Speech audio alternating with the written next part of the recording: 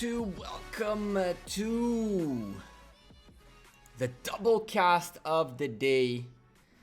This double cast is going to be very special, ladies and gentlemen. We got two pretty cool events happening right now. We're not going to spectate JWM. JWM's match is going to be a blowout and a half. But I am joined with by one of the most known characters in our community as a co-caster today. Big Rick, how you doing, man? Hey, how you doing? Doing good. How about you? How's your day going? Doing good. On my second cup of coffee, so we're rolling. I literally just made one as the intro was rolling by. So chat, as you guys know, Lilith had sent a message out previously saying anyone who would like to be part of an Osiris League cast should reach out and let us know, and we will do our very best to get as many people from the community who are interested. And of course, we couldn't not include Big Rick, right? Oh yeah. Well, the matchup we were looking at as of right now was Division 4, Sound of Madness against Dark Knights of Ison, but a 25 against 20 doesn't look too pretty. So we might start it off here and end up heading out somewhere else. We have 4 different matchups that are looking good and juicy across the game. Let's go take a quick peek at the rest of them before we go ahead and jump in here. The match in Division 21 is looking a little bit better. What about Division 23? We have another great match, and Division 23 is also 27 versus 23. Looks like people are still logging in and getting themselves in the match. But Division 25, again, everybody 27 against 23. What is this? What's what we got in Division 4? 28 against 28. Let's get into this match. Let's hit the observe. If you guys want to join the stream, you can get into the stream center, and here we go. All right, so 6 rallies already launched very early on. We're looking at the first outpost already taken by the blue team, and red team starting to pour troops in while they poured in 29 against 28. I'm already noticing the red team has a few more team. Yeah, there's definitely more tier 5s on the side of the red team, and I'm seeing already a rally marching out of their gate. We're looking at 2 outposts right now for the red team. Blue team still getting towards their second one, and this first part of the match is all about who can get to the obelisks quicker and lock them up. But with 6 rallies, 2 from blue team and 4 from the red team, looks like red are aiming straight at the blue obelisks. Yeah, blue they have nothing going to the enemy obelisk. Both rallies of the blue team are towards their own obelisks. Interesting. So blue team just trying to lock in their buildings, trying to hold on to that defense. Red team starting aggressing very, very early. But interestingly enough, red team still doesn't own an obelisk, while the blue team already picked up both. Bravo obelisk is on the red side. They just marched to it. There they go. So an early march into an obelisk might be very useful. People did used to do this with tier 1 cavalry to just run across the map. This is not necessarily still a bad idea, because the faster you take the obelisk early on, the quicker it'll lock in your favor. It doesn't mean that you should not be sending reinforcements into that obelisk, but having that tier 1 march, which we're seeing Dark Ryan, whatever they say his name, he just hopped out of the obelisk and is making his way towards the sky altar. The idea is to quickly first occupy, so if a rally comes by, you got your teleports ready as soon as possible. Unfortunately for the red team, blue team are not planning on any rallies. They just want to defend and get through the match. Yeah, I see them just setting up for strictly defense here. Blue team. Correct. Yes, sir. Yes, sir. Blue team defense setups right here for now. 28 against 30 is important to note. Red team ended up 29 as I speak. Red team with about 5 marches more and a little bit more tier 5s. That might be a huge part of this thing.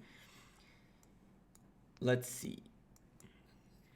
Advancing now on the map is the top priority. We're seeing red team already at the Temple of Osiris with a march. Turkish Tea chilling in here, but he's about to get to face a huge movement by the blue team marching towards the center. At the same time, altars all have presence of either blue team or red team on their respective sides. And if you look at the top obelisk, a rally is on its way. There are marches by the blue team. The top blue obelisk is about to get hit. There are marches around ready to help and try to hold on, but these are all cavalry marches, and if it's cav against cav, who has the better defense? The biggest problem is there are infantries in that rally, and so all these cavalries are going to have a very, very hard time holding on to this obelisk for the next 30 seconds. And to make matters worse, an infantry march just walked out of that obelisk. I guess he realized the mistake and marched straight in. We're seeing also a archer march right next to this obelisk, which is very, very important. All the map is now open. Most of the buildings have been taken. 2 altars still missing. Huh. They broke up the rally. Alpha rally was broke up. They broke up the rally. That's excellent, actually. I really like that play. They realized that the altar is up for grabs right behind them. There's only 1, maybe 2 marches going in there. And so there are 1, 2, 3, 4 marches right here ready to potentially come in and pounce on this desert altar. And that's what they're doing, turning their backs straight towards that altar. Our blue team is really concentrating on the center there. Let's take a look at the center. Oh my goodness, we're looking at a sea of blue. 1, 2, 3, 4, 5, 6, 7, 8, 9, 10, 11, 12, 13, 14, 15, 16, 17 marches in the center for blue, but look at red coming hot. Also with a huge amount of troops. It looks like the first arc is going to be very contested, but the question is, what does the rest of the team do across the board? We previously mentioned that the blue team were very defensive with their rallies. Well, now 3 rallies are all about offense. A rally on an altar, 2 rallies on 2 altars. Both the red altars are being rallied, and the Shrine of Life. On the other side, the red team, Desert Altar being rallied, and the Sky Altar as well. So these guys are looking to trade altars in rallies. Look at the presence by blue team next to their Shrine of War. They're really filling in areas of the map full of troops, but not necessarily with a goal for something. They're locating themselves, locating themselves in positions for defend. We've seen F2P earlier today, who had a very clean, very, very perfect match, in my opinion. They played it to the T. And what they did was exactly this. They had squads of individuals standing on the battlefield, consistently moving positions based on where the rallies were hitting, and they were chunking out rallies outside of buildings and inside of buildings. Now, remind you, this is the most busiest 2 Ark of Osiris times, and so lag is to be expected, but we're finally 30 versus 30. Red team still holding on to 3 teleports, while blue team have already ported all their members forward. This might be a bit of a advantage here for blue team. Seems to have a lot more marches out than red team. I don't understand what the red team's trying to do here. Maybe they're just concentrating, setting up rallies. It doesn't seem like they're going to reinforce many of their buildings. I agree. We're going to see in a moment when the rallies start marching, because we already have 4 rallies, 2 of them marching by the blue team, and very quickly, if red team hasn't reinforced, they're going to lose a bunch of these buildings. First rally is hitting the desert altar at the bottom. It is a Saladin march against Minamoto. Minamoto taking more damage right now, but there are red marches on the battlefield present and ready to reinforce the building if needed. Here comes a cavalry march straight into that desert altar to keep holding onto it. First building blinking is red, even though red do have 2 rallies of their own going on.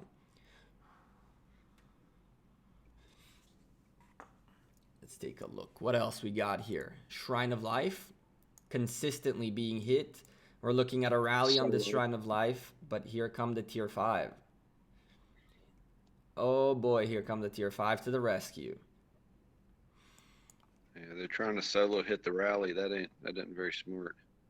Nah, well, I don't know how many tier 5s this individual has, nor if he's in the Shrine of Life. I hope he is. If he has a march in the Shrine of Life, this is the time to take it out and put one of these marches in instead. Losing the building is not worth it.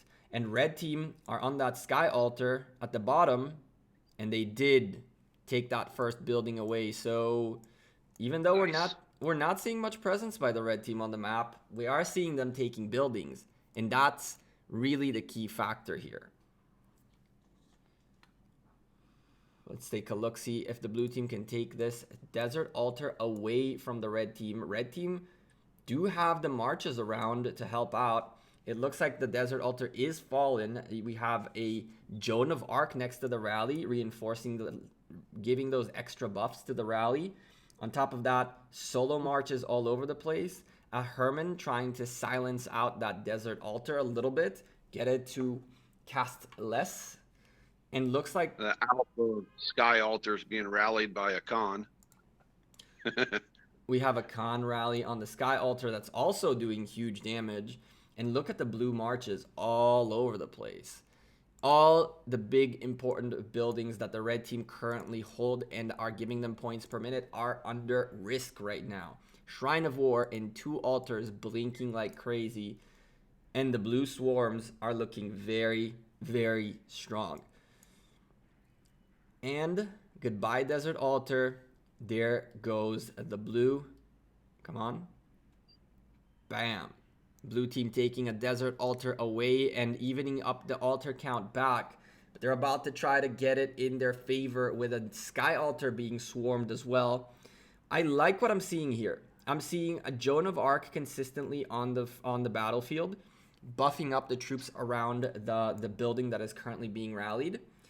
And I'm seeing a rally, and I'm seeing an AoE commander hitting the building as well, just in case something comes near it and tries to do a little bit of extra damage.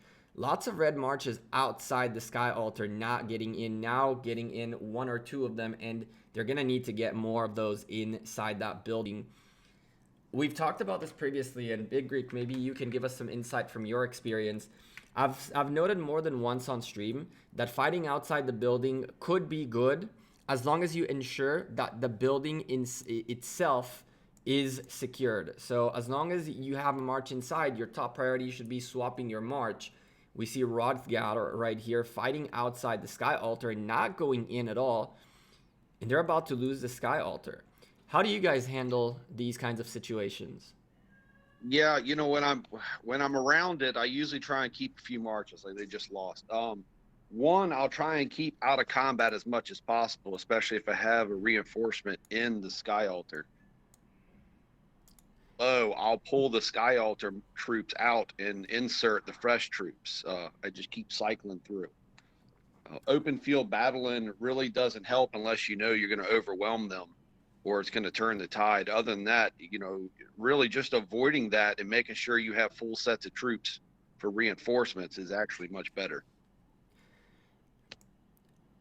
Yeah, so they just didn't do that. Yep, so the beautiful part is that we're looking at a trade, a straight up trade, because these guys are about to take each other's altars. The red team took the blue team's side altars. The blue team took the red team's side altars. But the big thing is the red team are currently ahead with the Shrine of War extra, which gives them the extra buffs. And they're also ahead in the points per minute game by about 230 points. We're seeing the Ark of Osiris captured by blue though, and massive fights happening in the center. But I see more blue than red in here, which could be a problem. However, with 230 points per minute, even if the blue currently take the Ark of Osiris, they're down by about 800 points. This will put them up by 2,200 points, and being 230 points behind, that gives them 10 minutes to try to turn the tide. The real question is whether they'll be able to get that done or not. Yeah, they definitely have the center Bring locked this down. back. He scored big, I big don't think they points. really need FL this many forever marches is in the the center driver. when they could be using those for reinforcing some of their.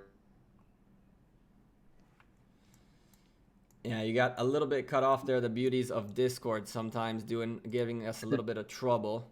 But hey, we pulled up while we're at it. The second stream happening in the background. Chisco Gaming is casting currently another match. It looks like he's casting NC3 against SEXY. So that looks like a more one-sided affair than what we're looking at right now. The thing here is, when you have to win an Ark of Osiris, the number one priority is always the points per minute. And blue team know this, and they consistently keep going after the red team's buildings that are ticking for points. They have yet again taken the lead with a 70 points per minute ahead, being 70 points per minute ahead, but they are being swarmed here on their own desert altar. And the crazy thing is, that's the only desert altar right now, that's the only altar in general giving points on the map. The other three are still under occupation cooldown.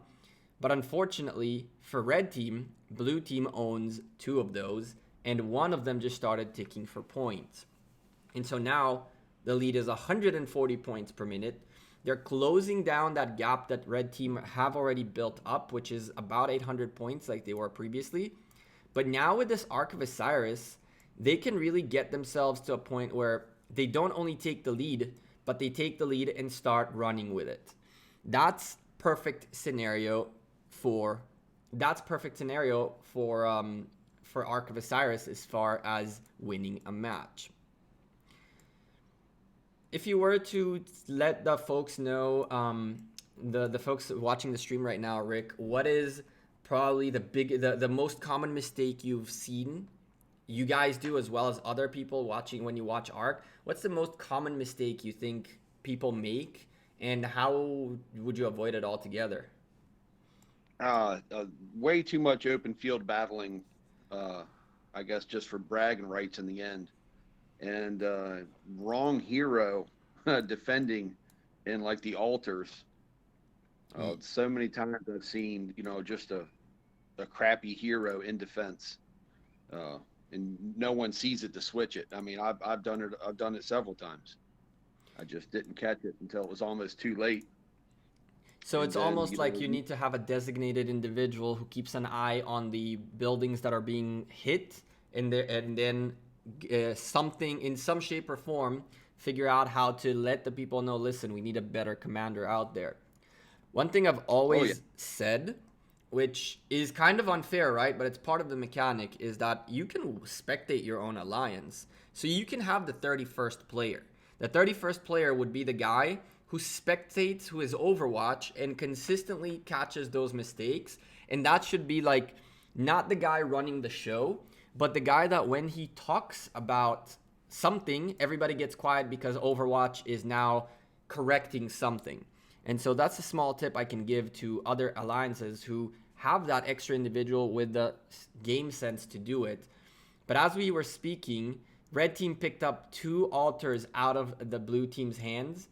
Blue team take away a Shrine of War from the red team's hands, and the points per minute game gets again down to 80 points per minute in the favor of the red team. But what we're seeing is something I've been waiting for years. Well, not years, because, Ark of Osiris hasn't been here for that long. But you should always prioritize buildings that are ticking for points. So yes, the red team currently own 3 altars. But the most important altar to get rid of right now is the desert altar on the blue top. Why? Because that's the only one giving them points right now.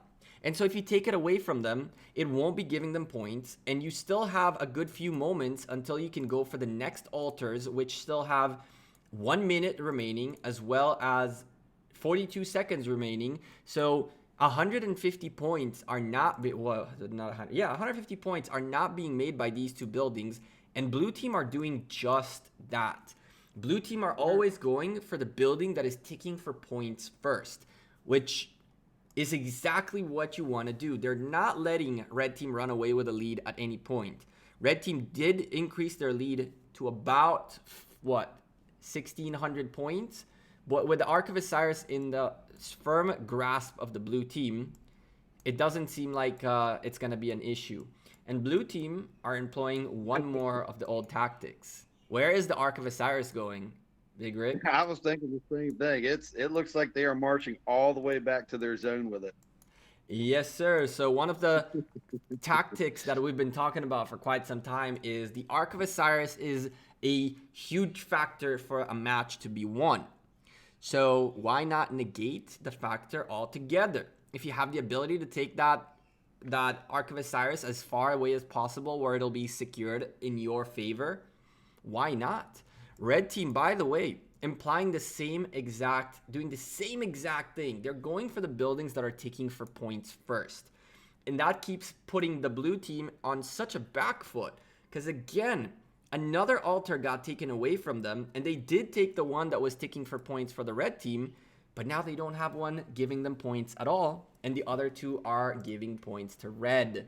380 points per minute in favor of the red team, who are trying to get themselves a 2,000 point lead, while a 3,000 point Ark of Osiris is loose on the battlefield. Blue team are still comfortable. As long as they can keep the gap this small, they can at any point return this Ark of Osiris and get those 3,000 extra points to potentially win the match. One more thing to keep in mind, by the way, is because they have taken the Ark of Osiris. Look at the center, Big Rick. Yeah, 1, 2, 3, 4, 5, 6, 9, 10, 11, 12, 13, 14, 15, 16, 17, 18, 19, 20 red marches swarming the center. And they are There's a lot of T5 in the center. Absolutely useless, though. Absolutely useless. I don't think they realize the Ark is being marched that far. And this, I don't think anyone's watched it. Yeah, and that's fantastic. That's a great move by blue team, because they're pretty much taking 4 full members out of the match.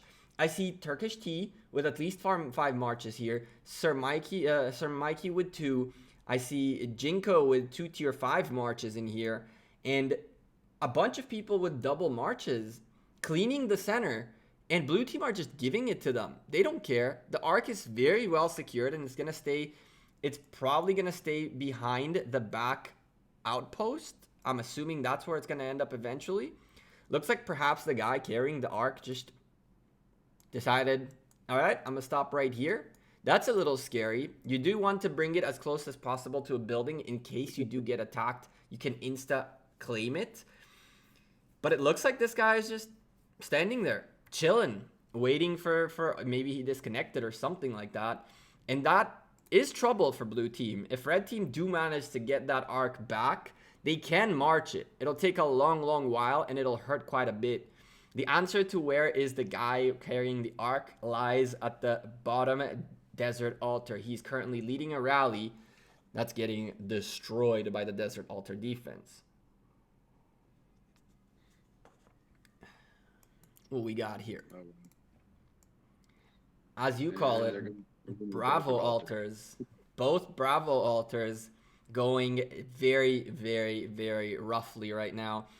The Sky altar is definitely gonna have a little bit of a rough time holding on, and it just locked in, giving points for the red team. The desert altar at the bottom looks a little bit better in terms of defense. It's only taking hit by a rally that's a cavalry rally against a Richard. I'm not seeing, though, any offense out of the red team just yet, but there are 3 rallies cooking up. I think the Ark is still sitting there. That does start to scare me a little bit. It does start to scare me a little bit. And as we said, no aggression by red team. There it comes. Shrine of War, Saladin against Genghis Khan. Lots of marches making their way out of the center. This is not necessarily the worst thing for the red team, because if they do realize quick enough that these marches are useless, they are now on the other side of where the blue team are supposed to be, and they can come in to reinforce these rallies and do these things. But it doesn't look like they're paying too much attention to that. Massive brawl on the top desert altar too. Oh boy, these open field combats are just crazy.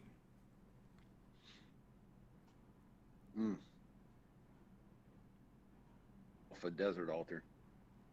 And they're still holding they're still holding it back there. They're not even going to run it in. That's a little bit scary, but I see that the arc has started moving around.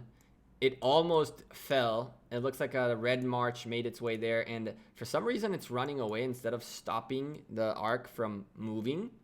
Looks like now the arc is finally making its way to the outpost of Isit.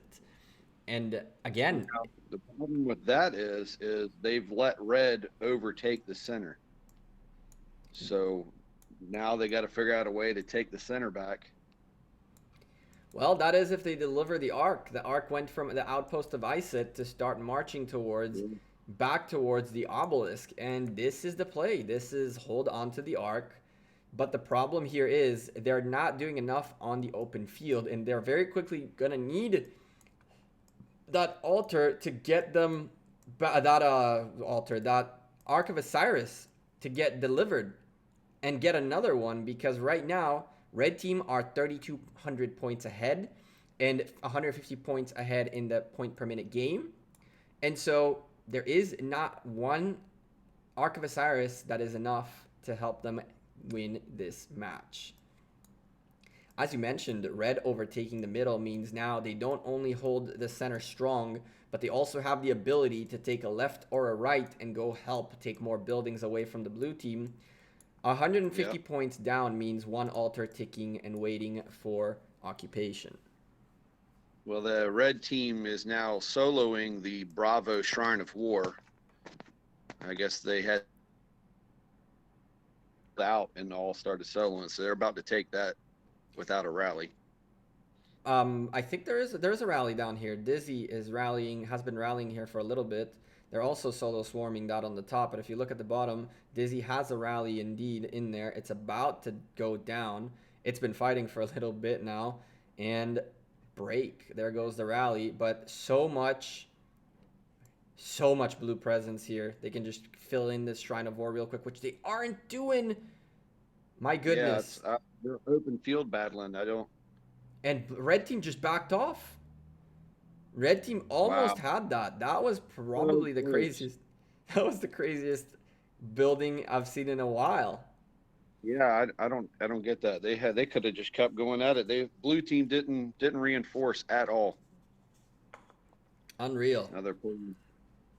Shrine of Life taking a rally, and while the Shrine of Life on the top is taking a rally, the two bottom altars are blinking. But guess what?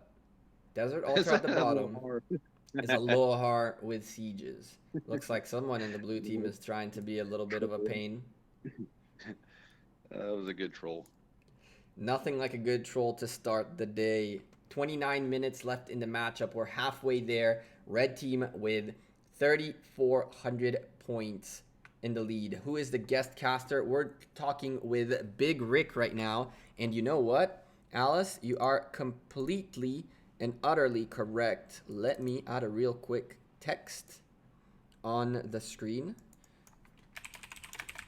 so people know who the guest caster is. I think that's the least we can do, right?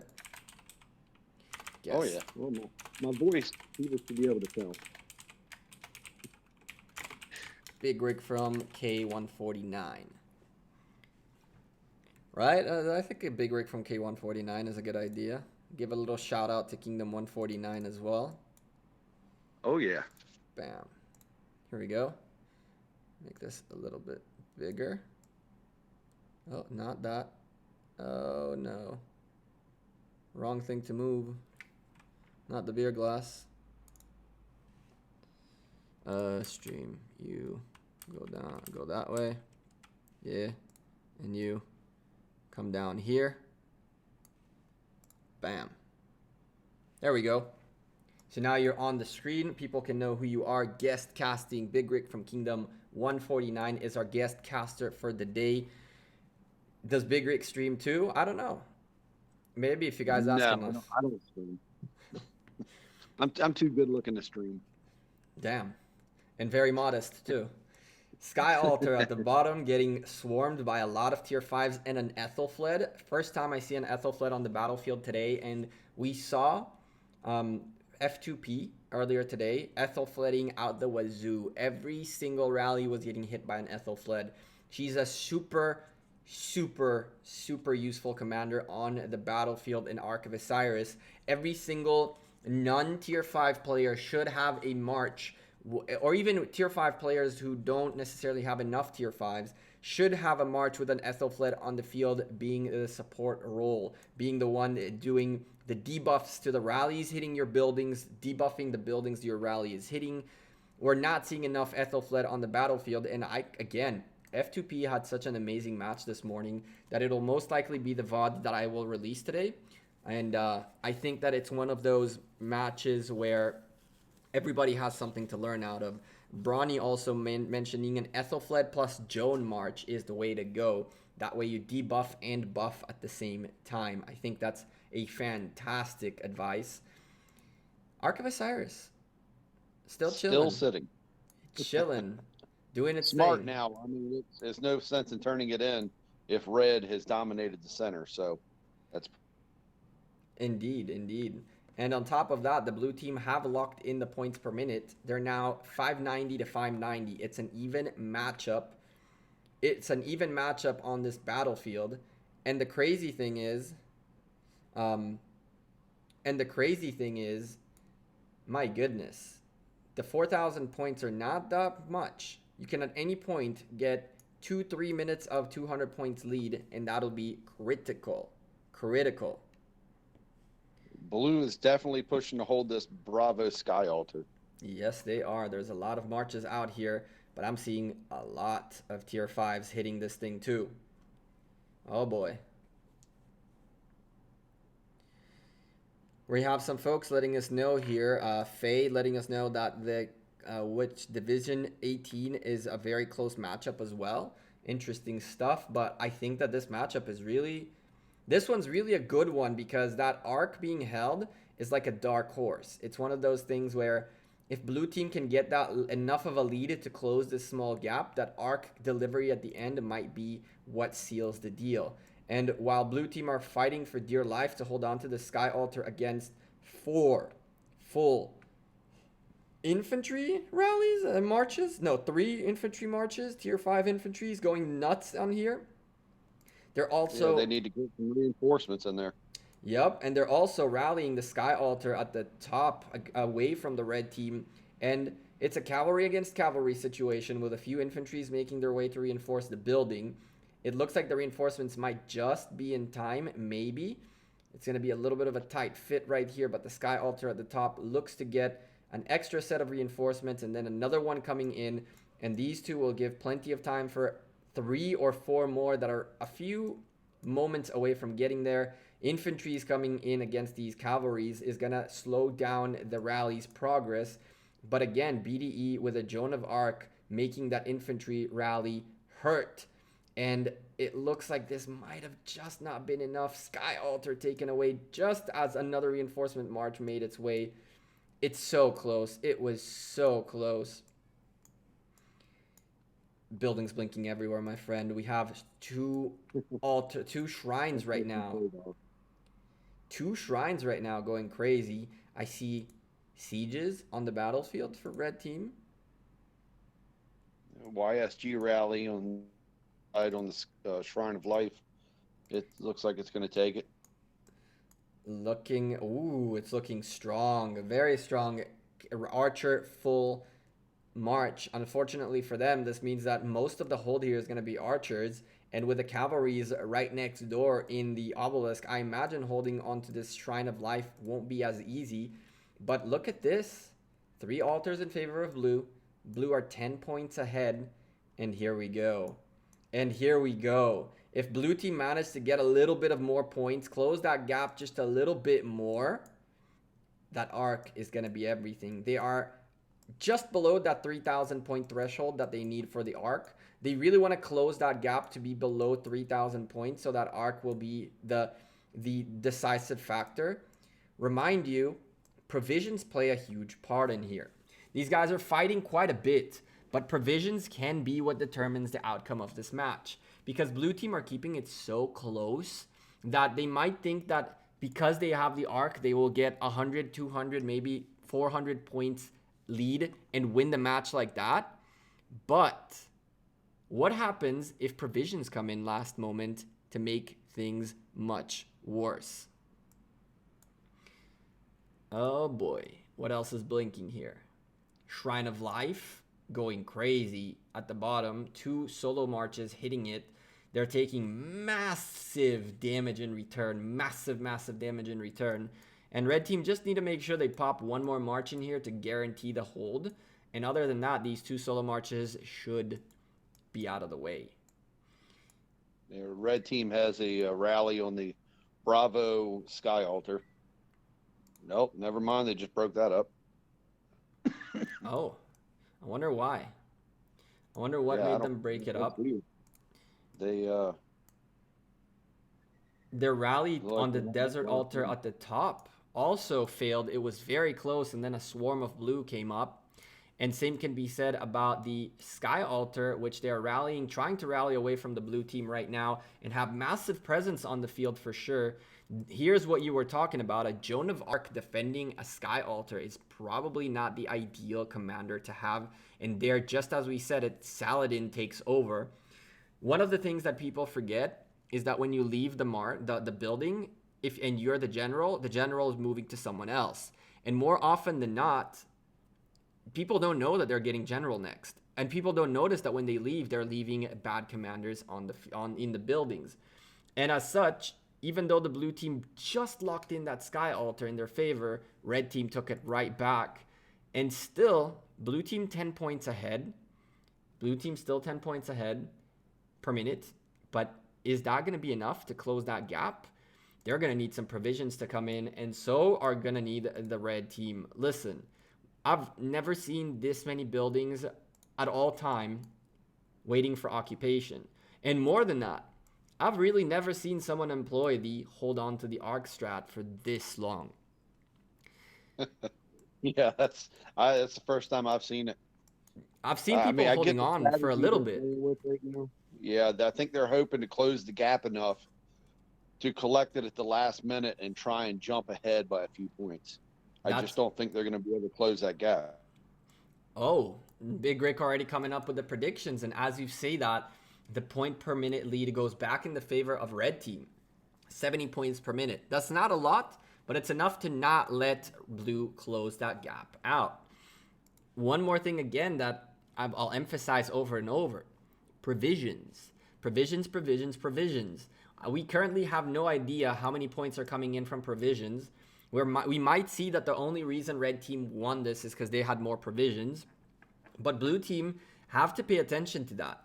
If they can keep the gap as it is right now, 10 points in favor of red, and get those provisions in, then all of a sudden they can close this gap with provisions alone. One more thing that I've seen happen quite a bit, and I'm hoping this strat is employed, right? I've never seen it actually happen, but here I am dropping a bomb. Hopefully nobody from blue is listening in, because they'll blame me later on for match fixing and whatever not. If blue team has enough provision marches out there that they can keep an eye on them, not let them come back home, pick up 2-3 caravans and just chill outside their home base, you can see in the last 1 minute or so about 4,000 or 5,000 points come in from provisions alone, plus an Ark of Osiris.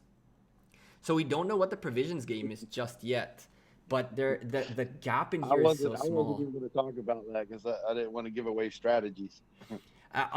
We ain't about that life. We're gonna talk about everything in here. If blue team is listening, that's red team's fault for not listening.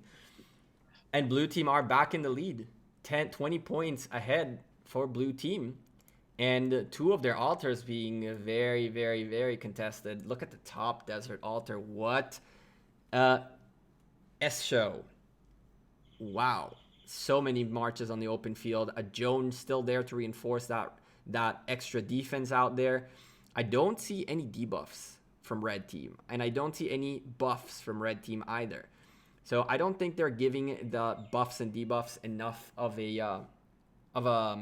attention, as I guess is the right word.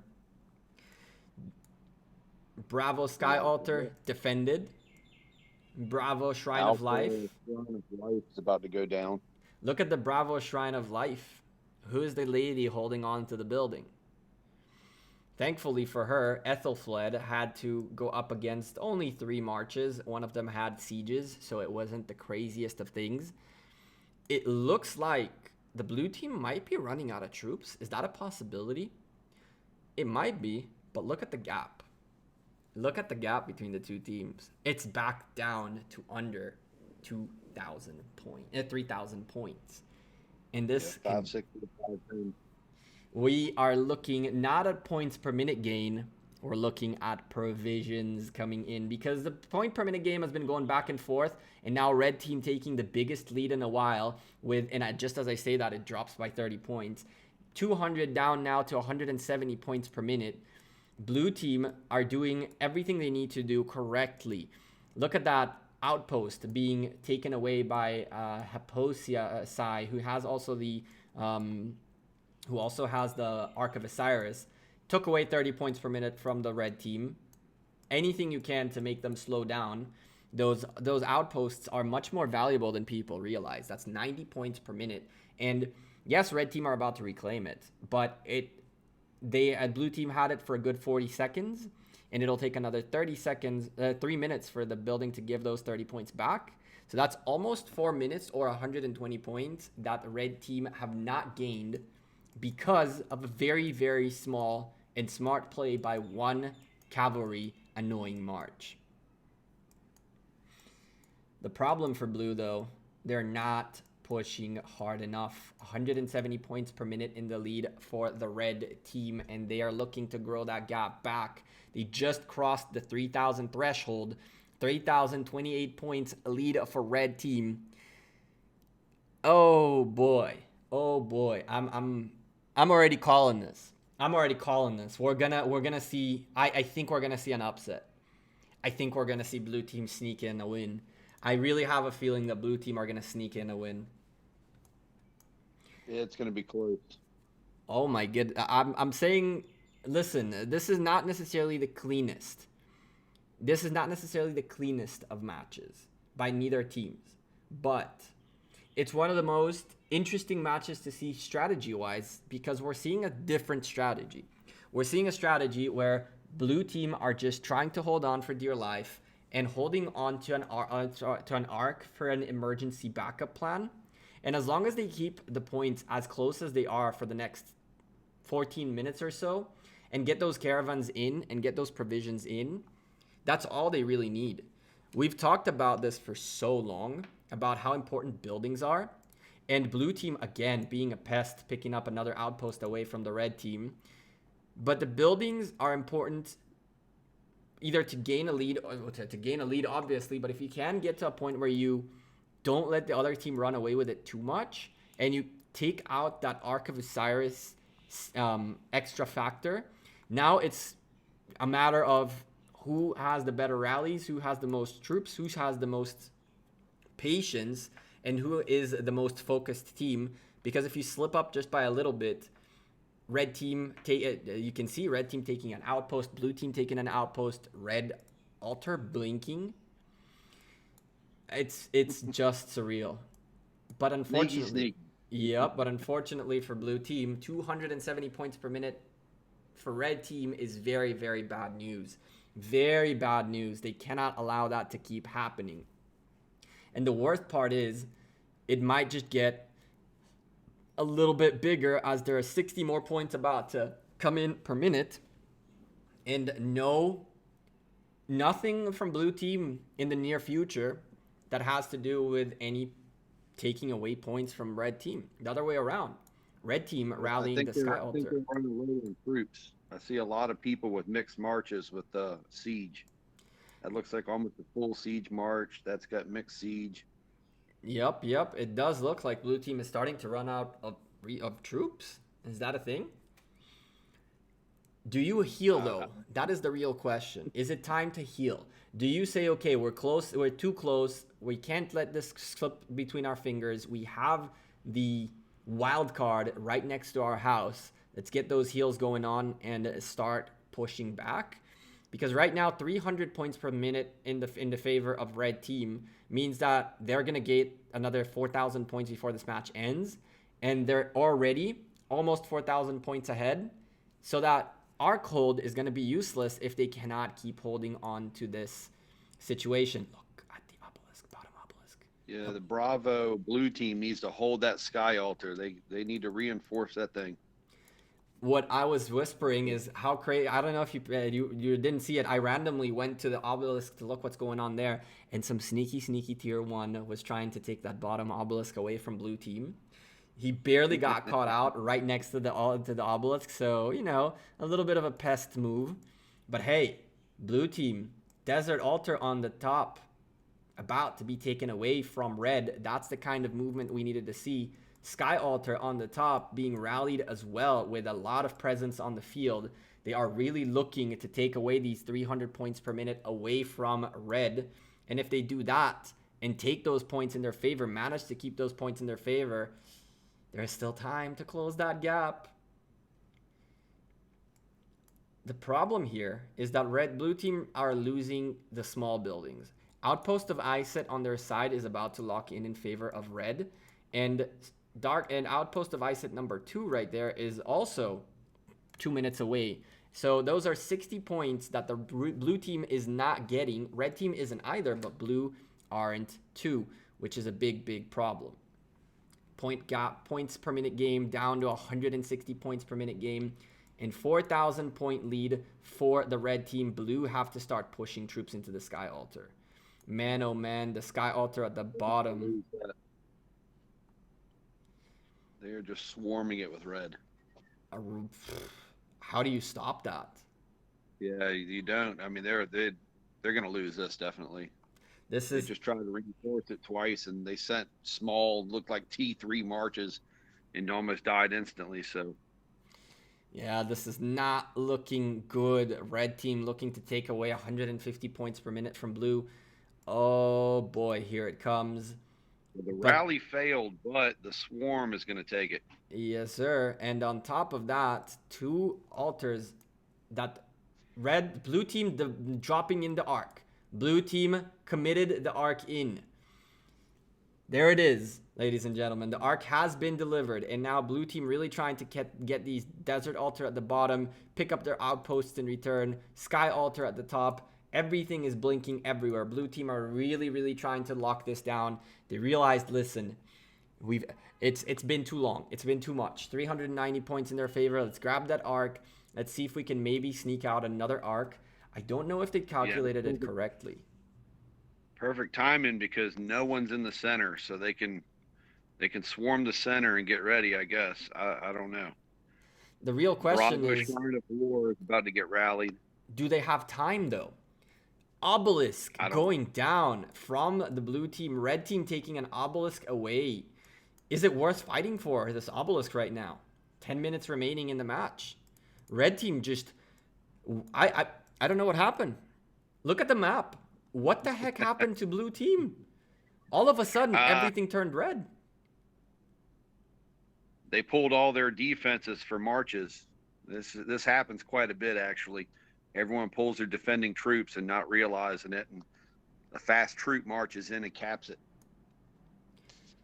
And just what you're saying is what we're watching the desert altar. Instantly, Dust Storm with a set of tier 5 cavalries walks out. Picks up the desert altar at the bottom and walks out to have some more presence on the map, I guess. Sky altar on the top about to go down as well. And blue team are not letting this match go.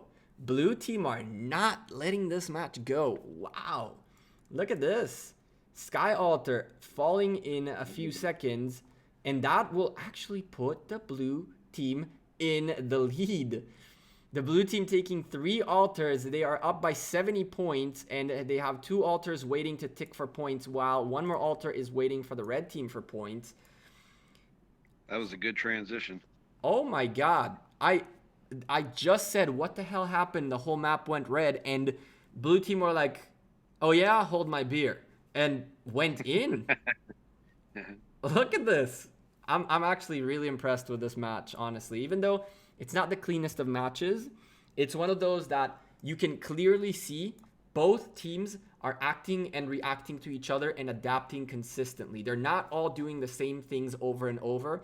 The rally leaders are changing, the marches are changing, the presence on the map is changing, the up and down division of how they divide their map is really, really, really, really, really good. We're always seeing either top completely taken care of, then bottom, then top, then bottom. I'm really liking what I'm seeing in this match. And honest to God, I have no clue who's going to win this.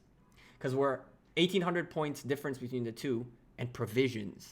Provisions are still out there. Sneaky, sneaky provisions. Alpha Desert Altar is getting close to being capped by red again. And red somehow in the lead in the points per minute game. Barely, but they are in the lead. They did get the one altar they have lock in their favor first. And they are taking away the one altar that was giving points for the blue team. Again, they are focusing on the buildings that are giving points right now. Yes, and whoa, as I say that, another altar falls down. What? Red team said, oh yeah, well, hold my whiskey then, and just went in. They're like, we ain't drinking beer, we're here with the whiskey. Good Lord, what the hell happened? Another big shift. What a crazy turn of events. It seems like what's going on is they are not even caring about holding a building. What they're caring for right now is get the building, get out, get a rally, get that building, get out, get a rally, get that building, and they keep trading. Look, blue team again, two altars. A lot of open field battling. Yeah, but two altars too, blinking on the red side, and blue team definitely looking to take that bottom sky altar. Top desert altar also not looking too good for red team. While all this is happening, blue altar, sky altar on the top, going crazy, fights all over the place here, rally on its way, hitting it, and it will lock in favor of the blue team and give them a little bit of points, which is good, but they're now losing 300 points per minute, and I don't know. What's the situation in the center? 3 minutes and 20 seconds remaining, and blue team have the center. Oh, wow, that's a lot of marches in the center. Oh, God. Ugh. I'm scared. So they got 2 minutes to grab it and somehow take it to one of their occupied buildings. Rick, what do you say? Who's taking this? Blue team, keep in mind, blue team took the point per minute lead yet again. It's going to be tough. I mean, they'd still, if they can get the arc and pull in their resources, they can definitely jump ahead. Chat, let us know right now. 5 minutes remaining. Who do you guys think is going to take this match? Such a close match. Such an unbelievable back and forth. Let us know in the comments, all of you out there who are in here. Even the lurkers in the chat. Come on, folks. Let me hear your call out on this thing. Who is going to win? Red or blue? Keep in mind, red has been on the lead this whole time. And blue have been playing the little sneaky stuff out there. So place your bets, ladies and gentlemen. Here is the Osiris League betting system. My PayPal is in the description down below. I'm kidding. Don't send anything in there. That was a joke, betting joke, but whatever. 5 minutes are up. Oh God, there goes the sky altar back into blue. Alpha sky altar is about to fall. Alpha sky altar about to fall. What about the desert altar? That too is about to fall. Yeah. And it's not even giving points for red team yet. My goodness. They are going to get a few seconds worth of points from the sky altar, from the desert altar. So that's good news. Oh my goodness, what we are witnessing. What we're witnessing. This is actually one of the most intense matchups I have seen in a while. I actually have no clue who will win. I am kind of rooting for blue. Just because they've been on the back foot their whole time, but they're holding strong all along. And they did the little sneaky strat, which I really do like. I think that if they can take a win in here, it goes to show that that the game is not only about full dominance, but it also has a lot of strategic parts behind it. And the strategy of holding on to the arc was fantastic. A lot of people don't give enough credit to strategy in Rise of Kingdoms in general. A lot of people think it's all about the money. And while money does play a huge factor, the strategy is what's putting the blue team still on the map here. Point per minutes though. Look at that. 480 points per minute in the favor of the red team.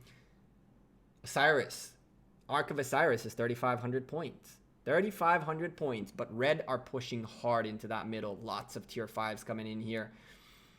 And less than 3,000 point gap means that an arc delivery can be a victory, but red team are coming from the behind, from the front, from the left, and from the right. They know that they have, at this point, they know. What? I said they're going to block that out. They'll never get it to a building. They're coming from every direction to stop it. Yep, they know that the only way for them to lose this right now is to lose this Arc of Osiris. Even though provisions can still play a part, I'm not entirely sure you can get that many provisions in that quickly. Red team picking up the Arc, and there is so much presence, red presence around this Arc, that it looks like the blue team, as much as I was rooting for the little strategy to work, are really, really, really close to get this done, but just not enough. Yeah, sweet. I'm going to have to get ready and get off so I can prep for our arc. All right, Rick, thank you very much for being here with us. We're going to have one more guest caster for our next match. I appreciate you being here. Good luck on your arc. And do me a favor. No low hearts on the battlefield or sieges, please. Thank you. Oh, straight up Dragon Lancer. There you go. See ya, all right, dog. All right, have a good one. Cheers. All right, so we're back into the solo casting for a little bit. We're going to get our next caster up on the line in a moment. Let's make sure that we got him ready to go. And looks like blue team are just behind by a little bit, but doesn't look like not enough provisions are available. Doesn't look like much is available yet.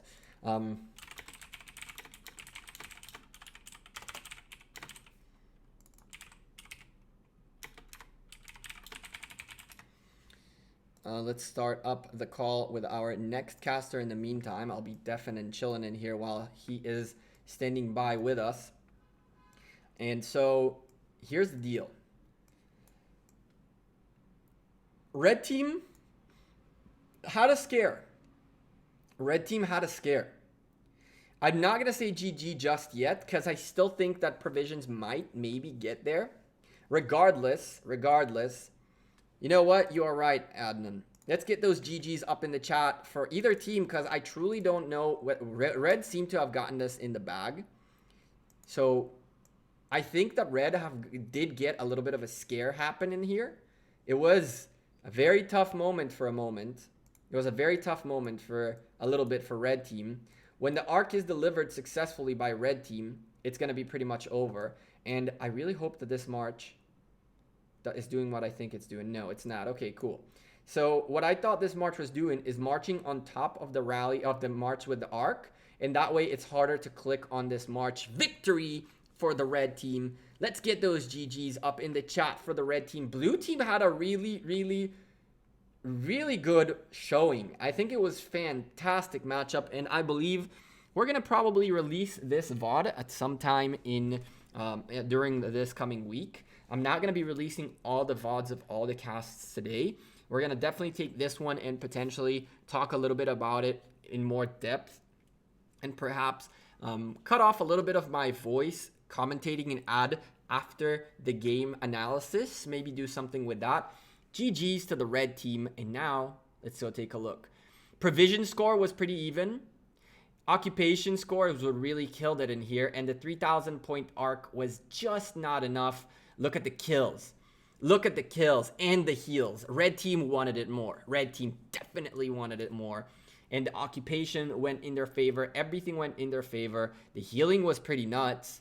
But definitely the red team seemed to have wanted it more. Lots of back and forth. Awesome match. Great. I know, Adnan. I'm really stoked about it. But we don't have much time. We do not have much time because the next matches are already up and ready. So I don't know what we're casting, chat. What the heck are we casting?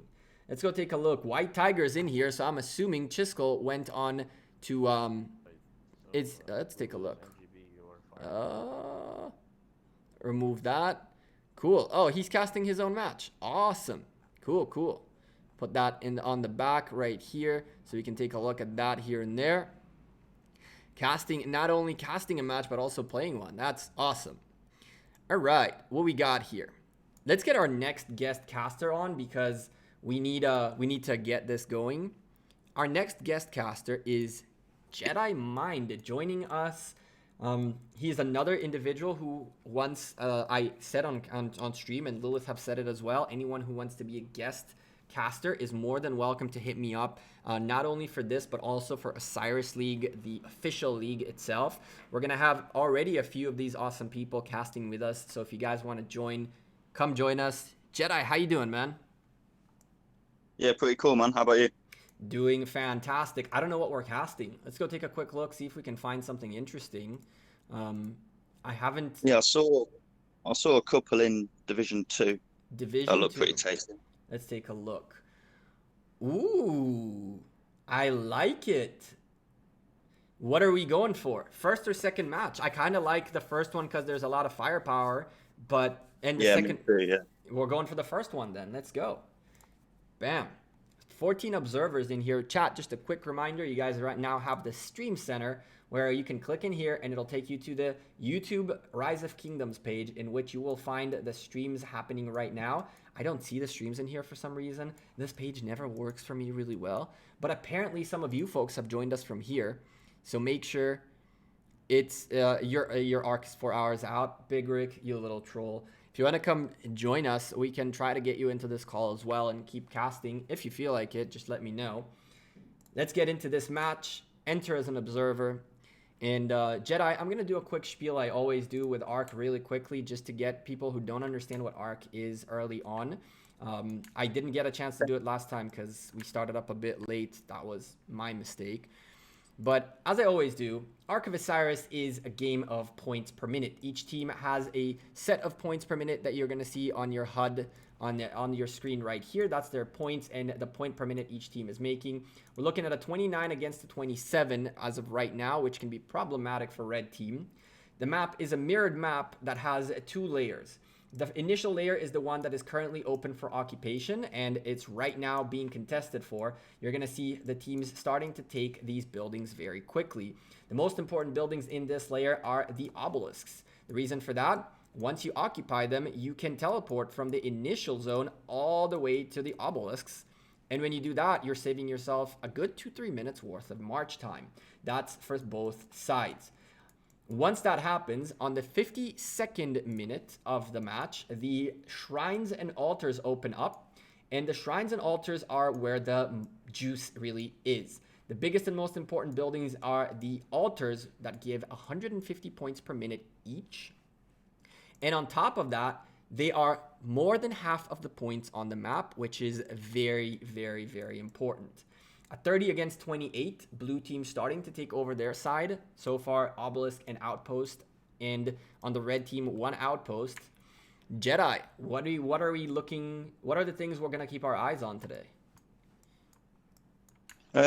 Obviously, rallying is the key, and efficient rallying. So reinforcing structures with the right troops and then reinforcing rallies. Yeah. Speaking of rallies, Have we got one going? There's not one rally set. I'm actually surprised. I am utterly surprised because usually what we see here is rally. But there's not one single rally being set by these teams, and these are 2 big caliber teams. These are 2 big caliber teams, and not one single rally being set. Red team, blue team. I've got one showing for me. Okay, so blue team does have one. You're right. It didn't show up on this thing. But down the right. Yeah, blue team going for a God's obelisk on the top obelisk, right? If I'm not mistaken. I don't see a rally from red, but I see a rally from blue going for that obelisk 2 minutes in.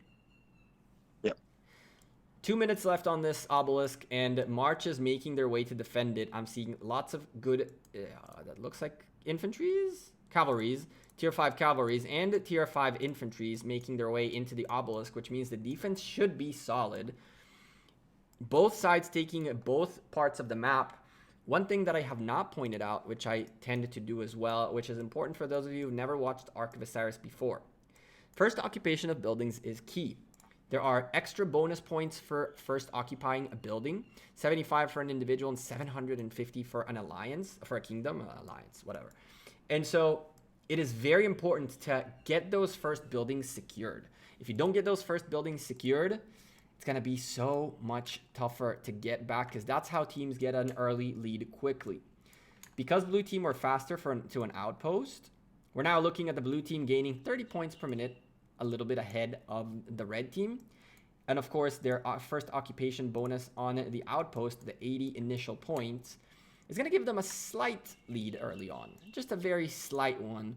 About, it looks like another 20 seconds or so. So we're looking at a nice little, probably like 50, not even that, 30, 40 point lead, maybe even 20 point lead, which is not crazy, but every point matters, like we saw last match. So by the way, Jedi, if I mentioned this to Big Rick before our previous cast, if you don't either intervene or fill in the silences, because I do notice that I talk a lot. So if you don't intervene or fill in the silences, I'm just gonna keep running with it. Okay, cool. Yeah, I'll do my best, bro. Don't shy away. Don't shy away from cutting me off. Don't shy away from saying things, please. The more, the better. No worries, man. All right. So first occupations are looking better for blue team. They have both the Shrines of Life. Red team are not going to let that stand. They're going towards that bottom Shrine of Life, trying to reclaim their own building. The march? Yes, surprising how often the Shrine of Life they get kind of forgotten about. That bottom Shrine of Life. You can pick them up. You are completely right. That bottom Shrine of Life is the bane of the existence of this map. It's the one that is always either forgotten or not really taken care of, which is weird, because the top one is just the same as the bottom one, but the bottom one always gets forgotten and the top one is always taken care of.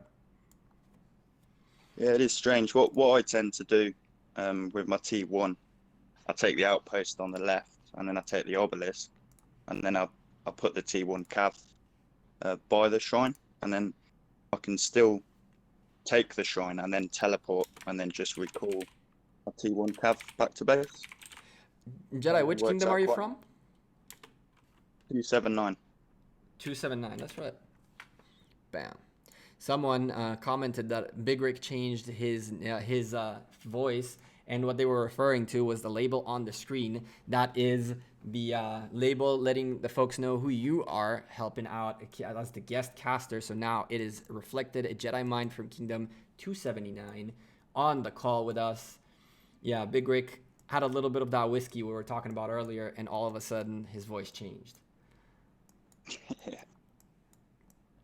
Strictly on coffee today for me. Strictly on coffee for me too. It's a work day. Let's take a look here.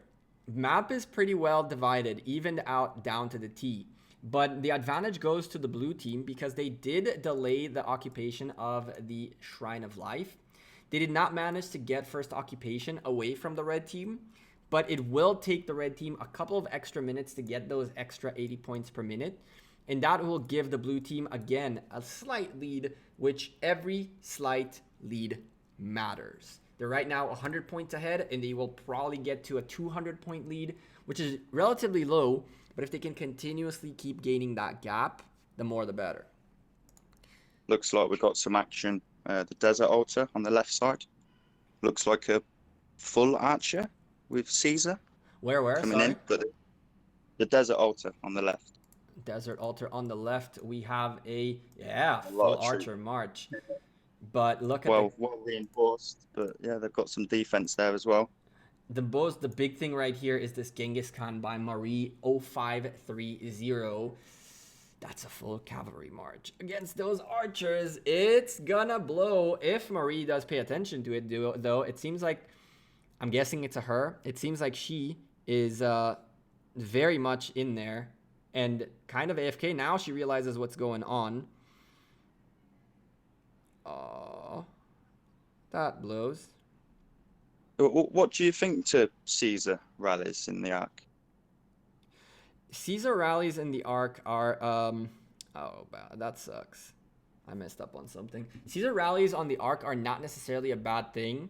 I've seen a lot of Caesar YSG arcs rallies also in Lost Kingdom.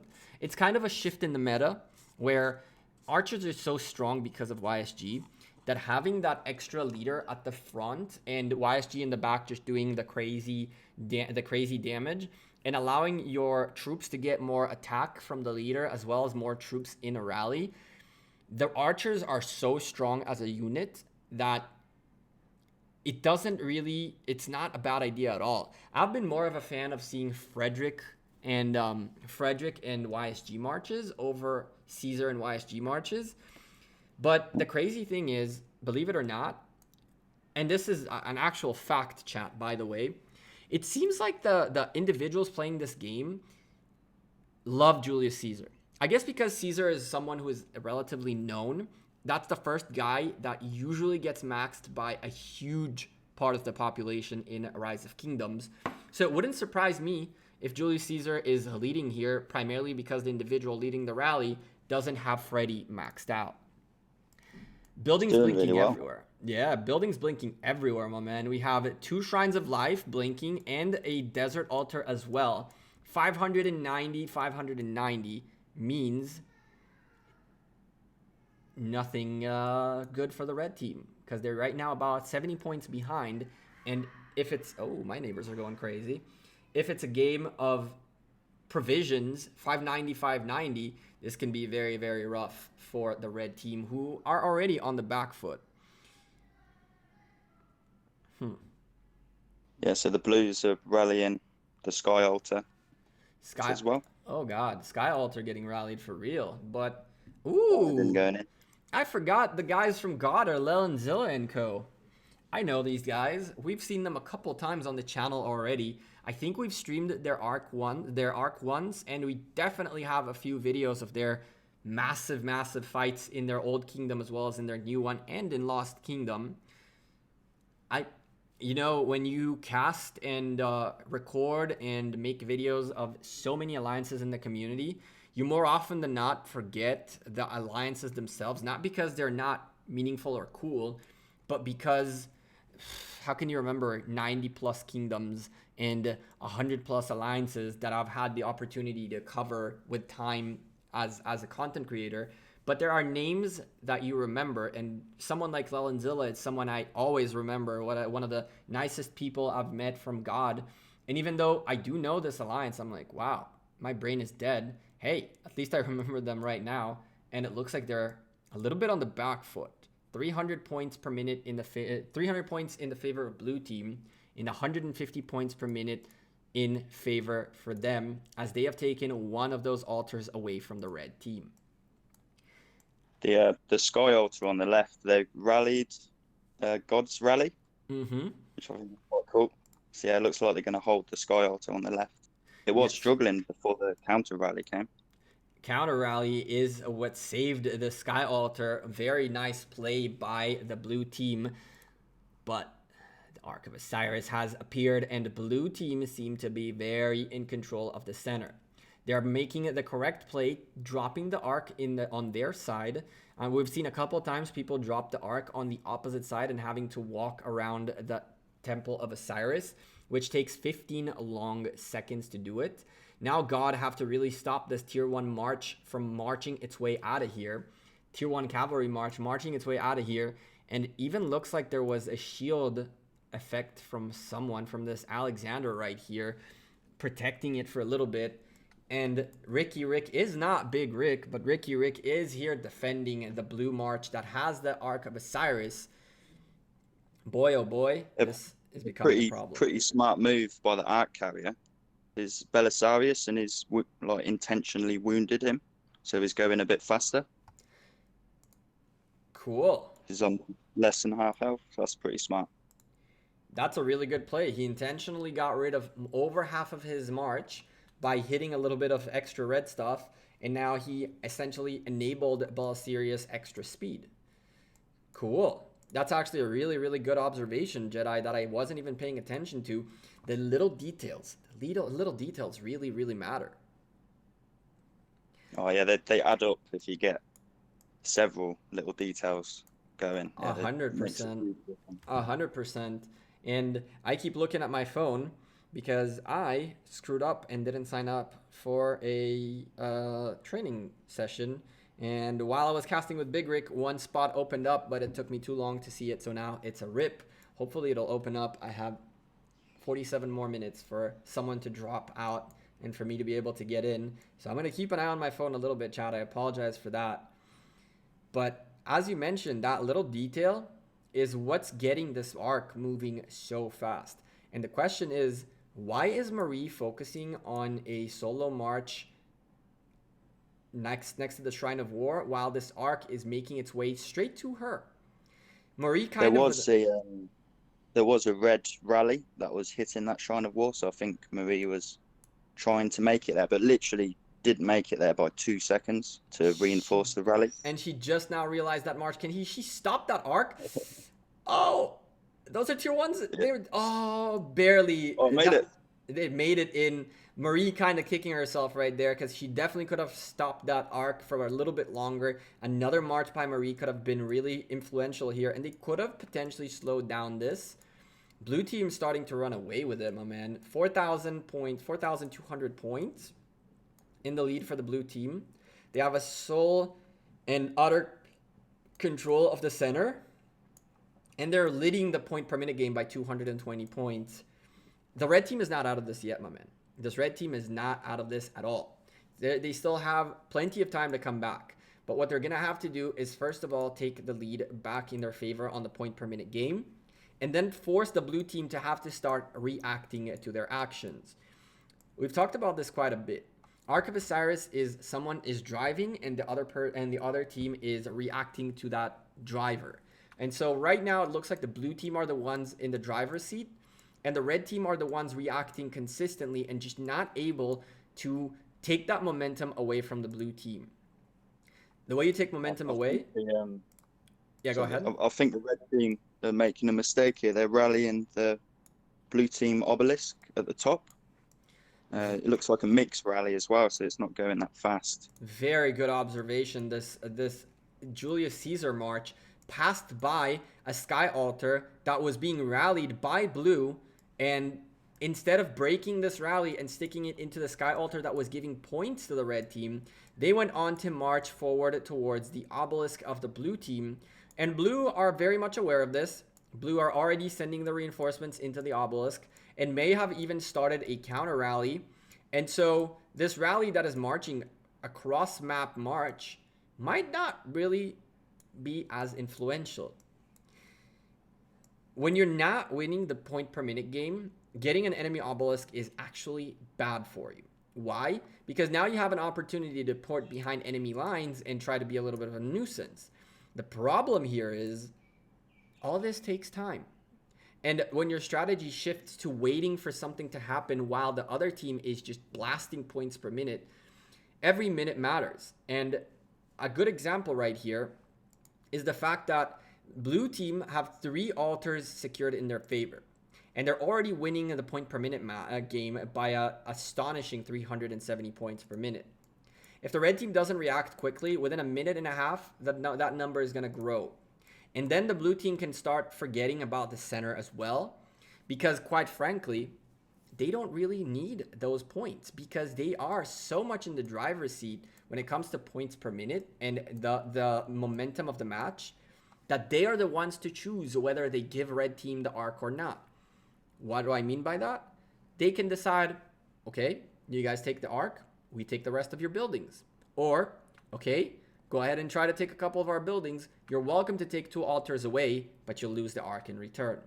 So it's always about getting in the driver's seat first before you start making plays like an obelisk hit on the enemy side. Just a small reminder to the viewers out there looking to still improve on their game.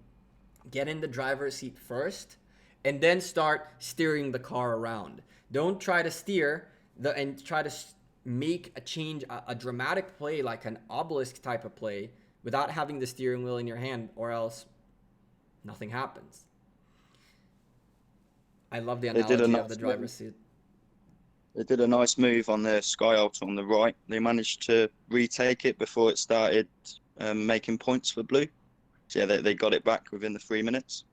They have indeed, which is fantastic. But I'm seeing 2 marches already leaving this building, which means that there's a good chance that out of 1,500 people in marches in there, we're looking at probably, let's say, 400K that just got out. And you haven't even secured this building yet. Are they missing marches? Are they lacking troops? Those are questions that we might want to see if we can ask them later on.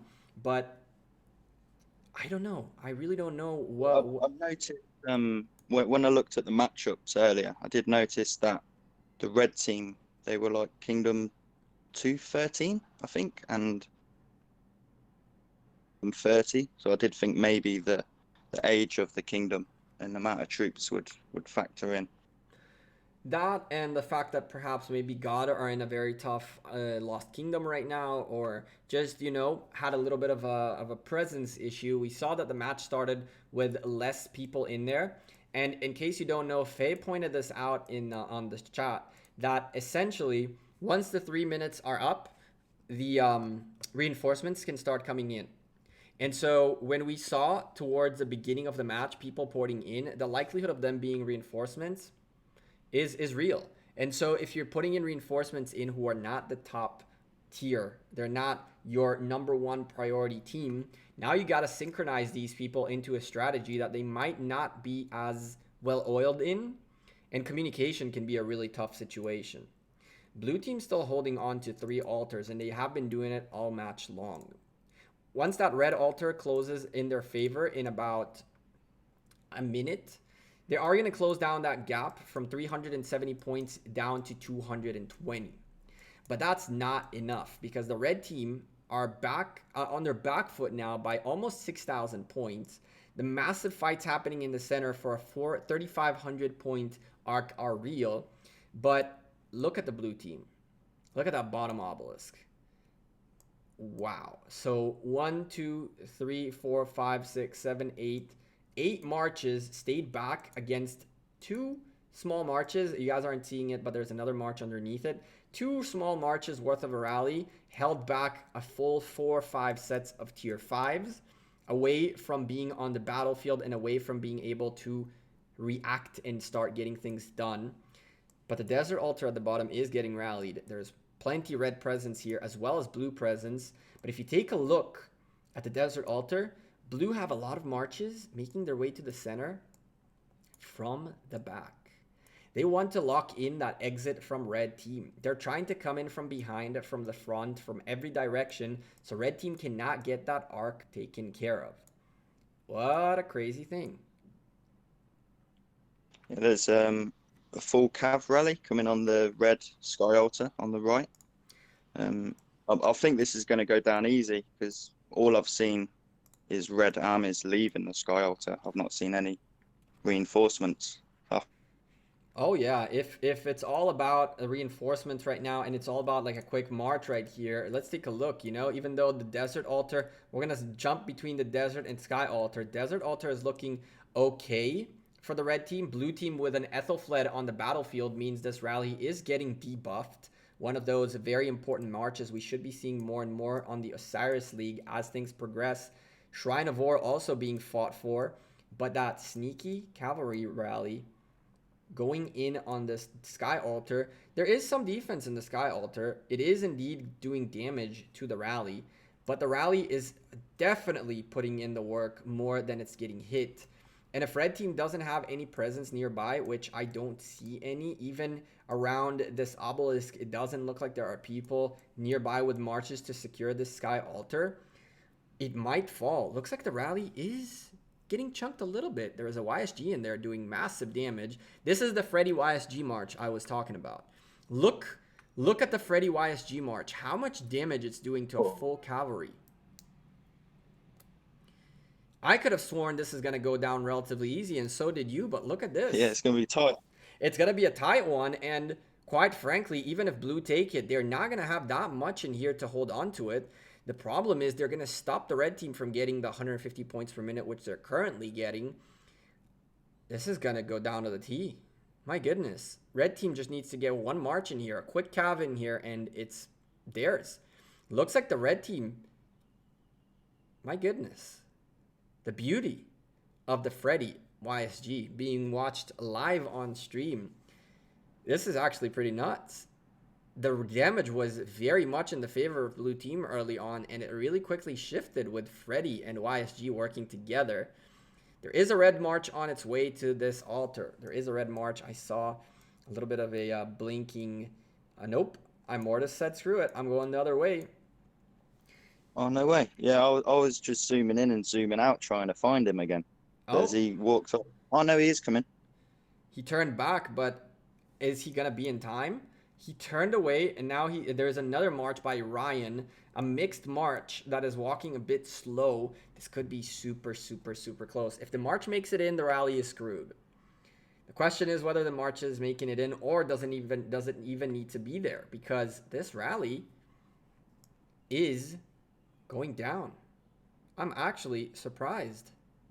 Get in there, reinforcement, and watch the rally go bam. There's a reinforcement to the rally making it in as well, but can it hold Ryan?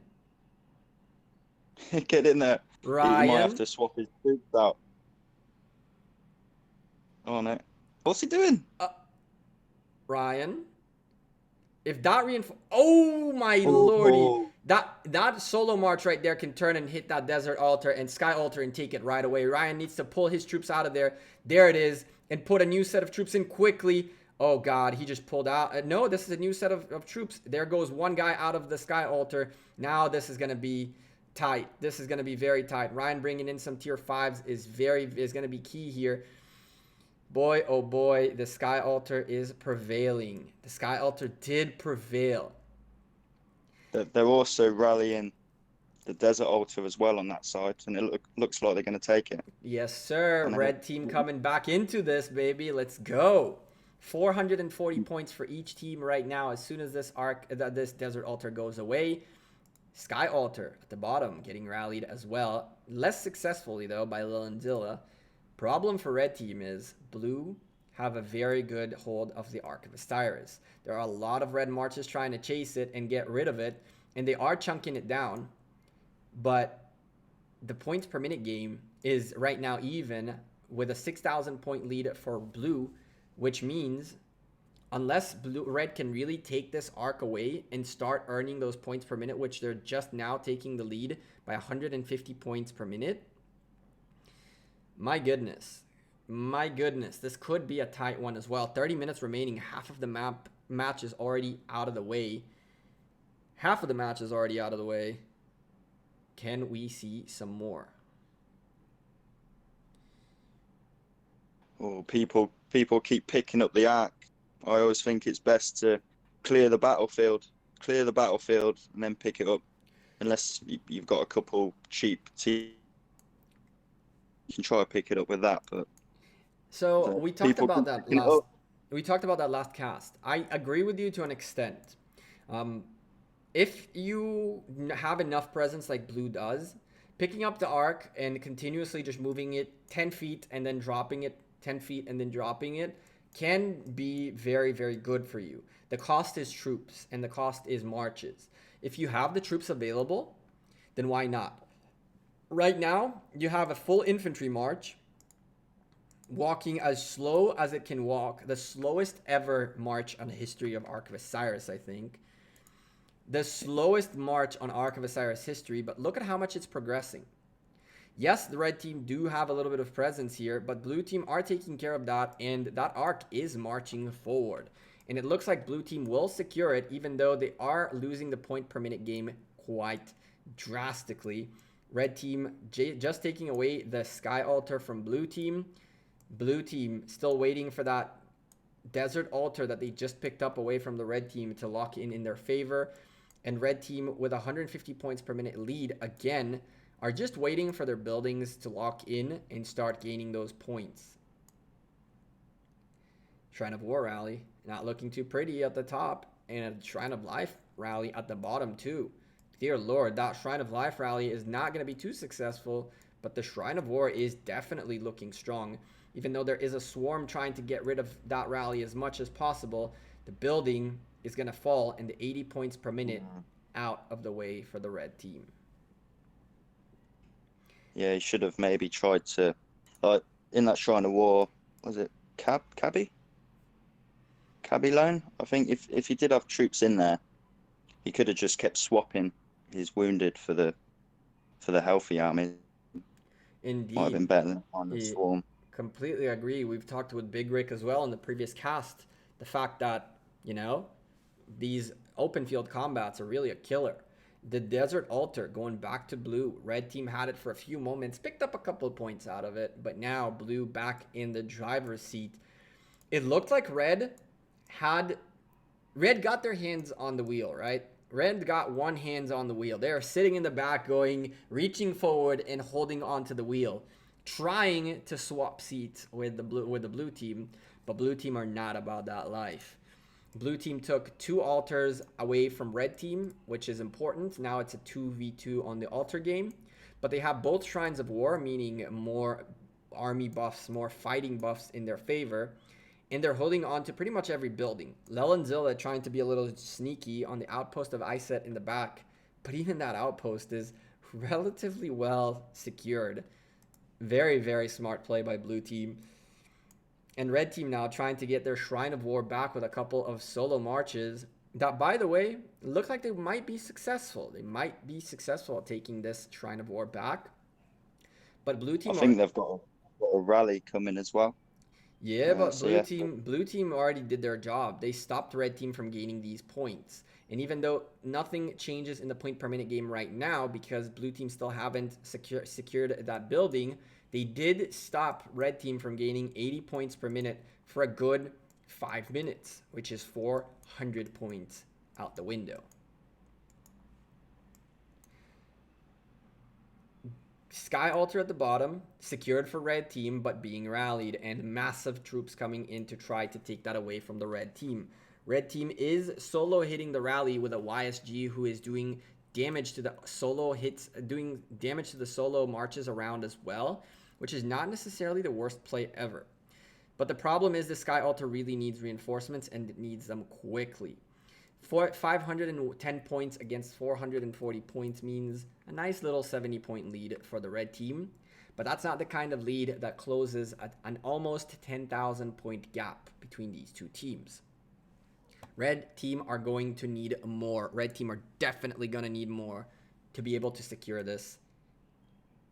And I don't know, man. Yeah, they gave it a good go trying to take the altars. But yeah, it's getting to the point now where it's becoming almost impossible. But one last push, you never know. Well, I think that if they can take and secure and hold on to one more altar to get those points in their favor, then we're going to start seeing a little bit of a shift from the blue team.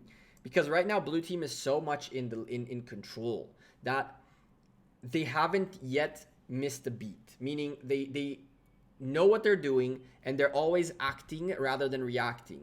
They always letting the building fall but taking it right back. And so once we're starting to see the red team take control, there is still a little bit of time remaining, 25 minutes remaining for red team to come back indeed. The problem is blue are holding very well to the center. Temple of Osiris is theirs. And quite frankly, if that Ark of Osiris goes blue, so does the match. There's a lot of rallies going on now. The whole map's going to be blinking in about a minute. Ooh, really? Let us take a look. 4 rallies on blue side, 4 rallies on red side, and as you predicted, 3 of 4 altars blinking. Sky Altar at the bottom, about to go down. Sky Altar at the top, looking good for red so far. Desert Altars looking good for blue. Rally, not even a rally from red team in here. I don't see a rally. Do we see a rally in here? There has to be one, right? Yeah, there is one. Okay, there is a rally. There is a rally right in here, hiding behind that Richard sigil right there. I don't even know what to say. Red team took a desert altar, blue team took a sky altar, and now desert and sky altars are being contested for.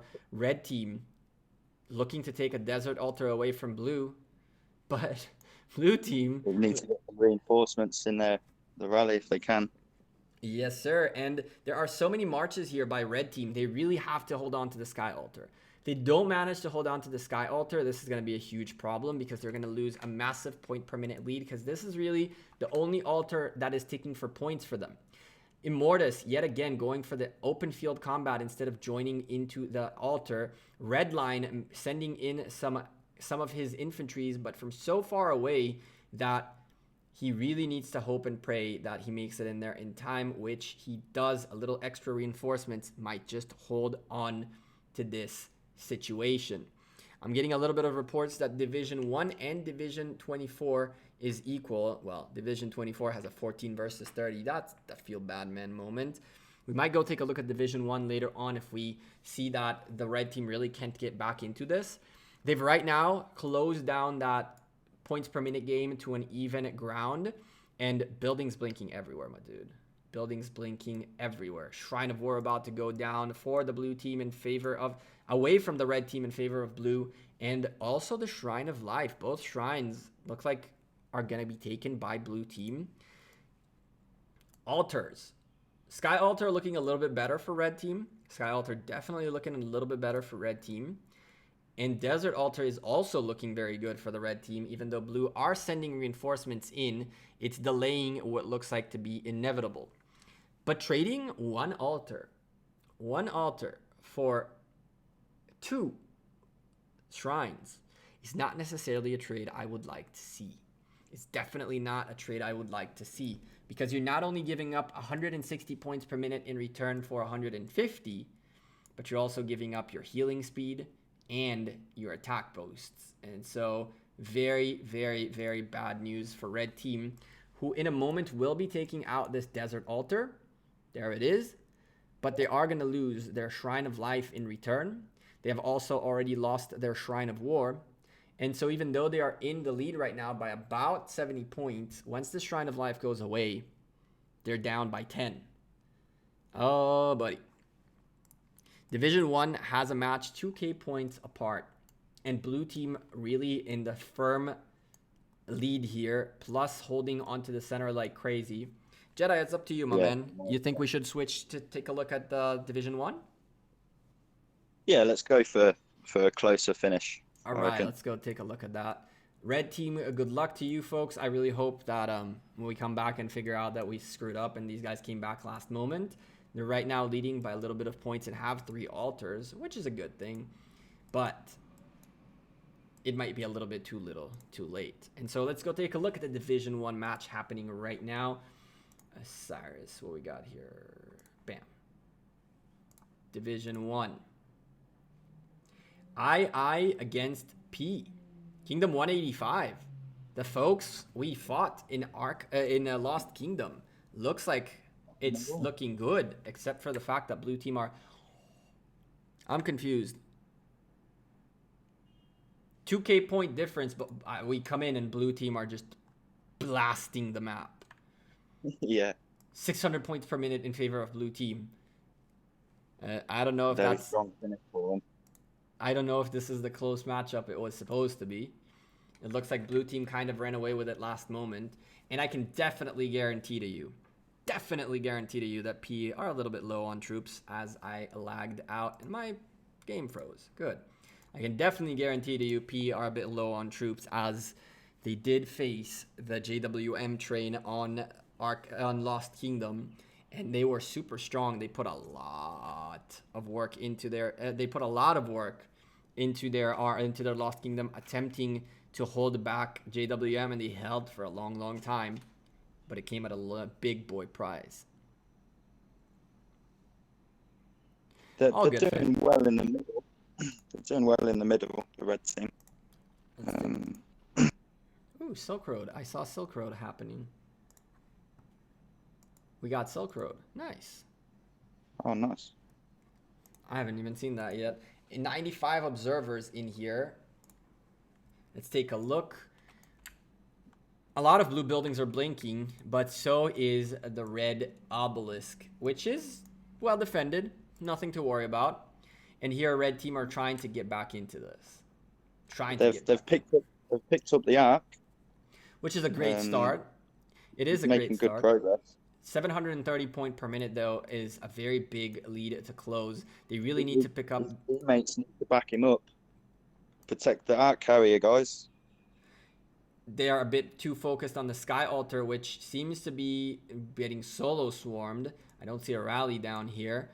The arc is moving, but there is definitely a couple of marches trying to really do harm. Is he going into the caravan? He is going into the caravan. Dropped it in the caravan. He thought he could gain speed. He thought he could gain that speed, but what he didn't know is that he was going to drop the arc as soon as he got in the caravan. And now the blue team... I've done that myself twice.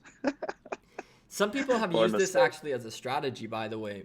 Get the arc with a few infantries away from that temple if it's very big and very overwhelmed. Get the arc behind your line, drop it in this caravan right here, and let a tier 1 cav that is a little bit in the back pick up this and keep running with it. And you're seeing the arc now full-blown contest here, but look at the point per minute game. Red team not letting this go. 4 buildings waiting for them to for occupation, but is there enough time? This is the third arc, mind you. So we're talking about 4,500 points. 4,500 points will put the red team about 1,000 points behind. If they can manage to take this third altar and hold for dear life for all their buildings, plus get this arc, the comeback might be real for P.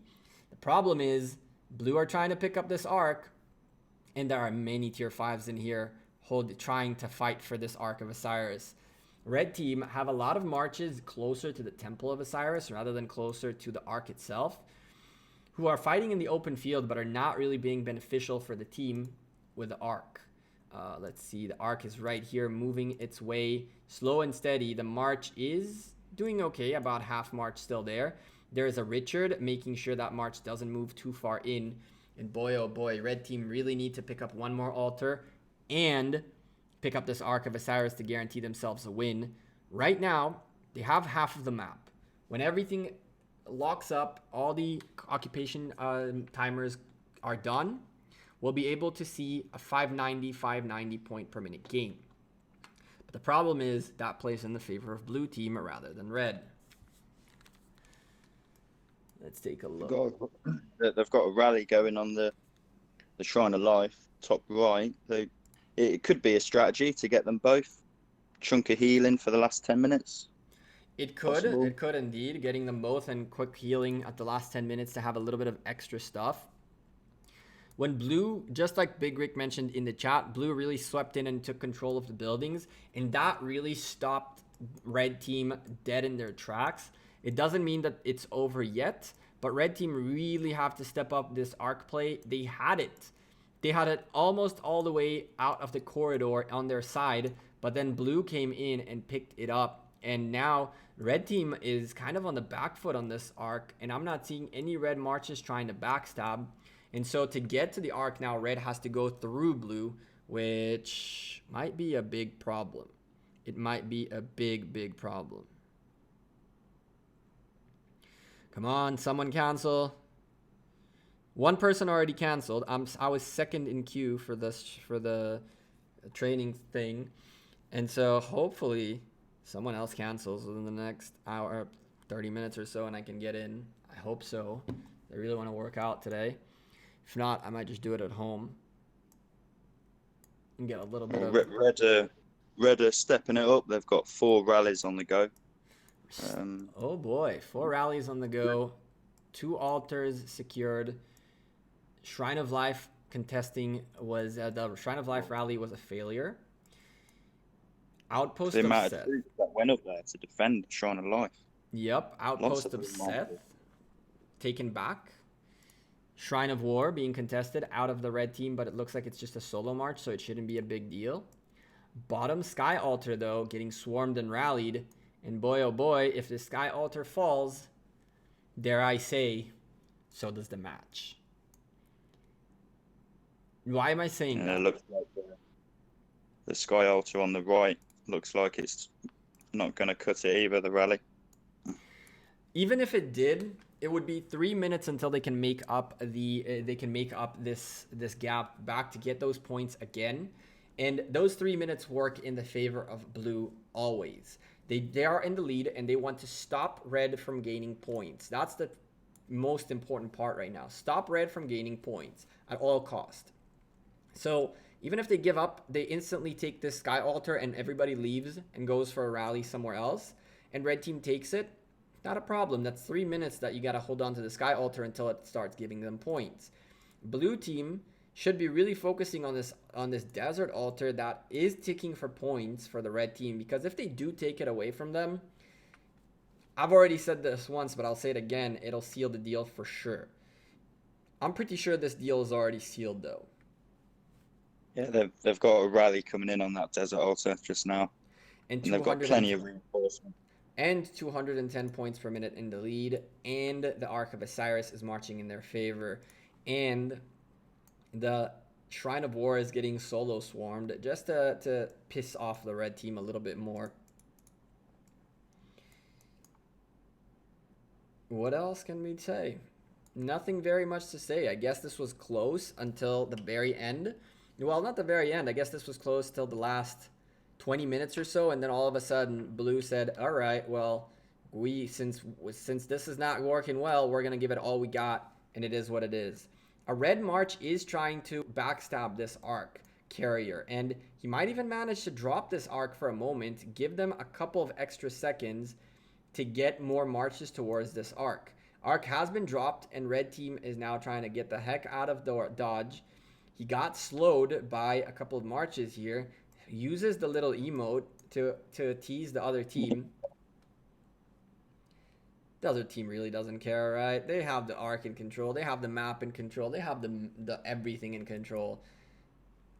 As much as he enjoys using the emotes, which is funny, it's cool, it doesn't seem like they're going to take this match today. And so P from Kingdom 185 are out of the Osiris League as well. Oh, interesting turn of events. P taking out this outpost of Isit.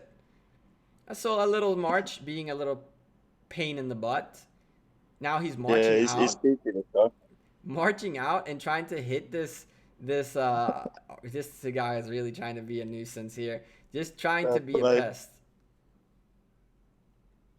And it worked for a little bit until it didn't anymore. That is indeed a smart move, Faye. It is a very good move, having this little march, trying to just be a pain in the butt to the Ark of Osiris and to the blue team in general.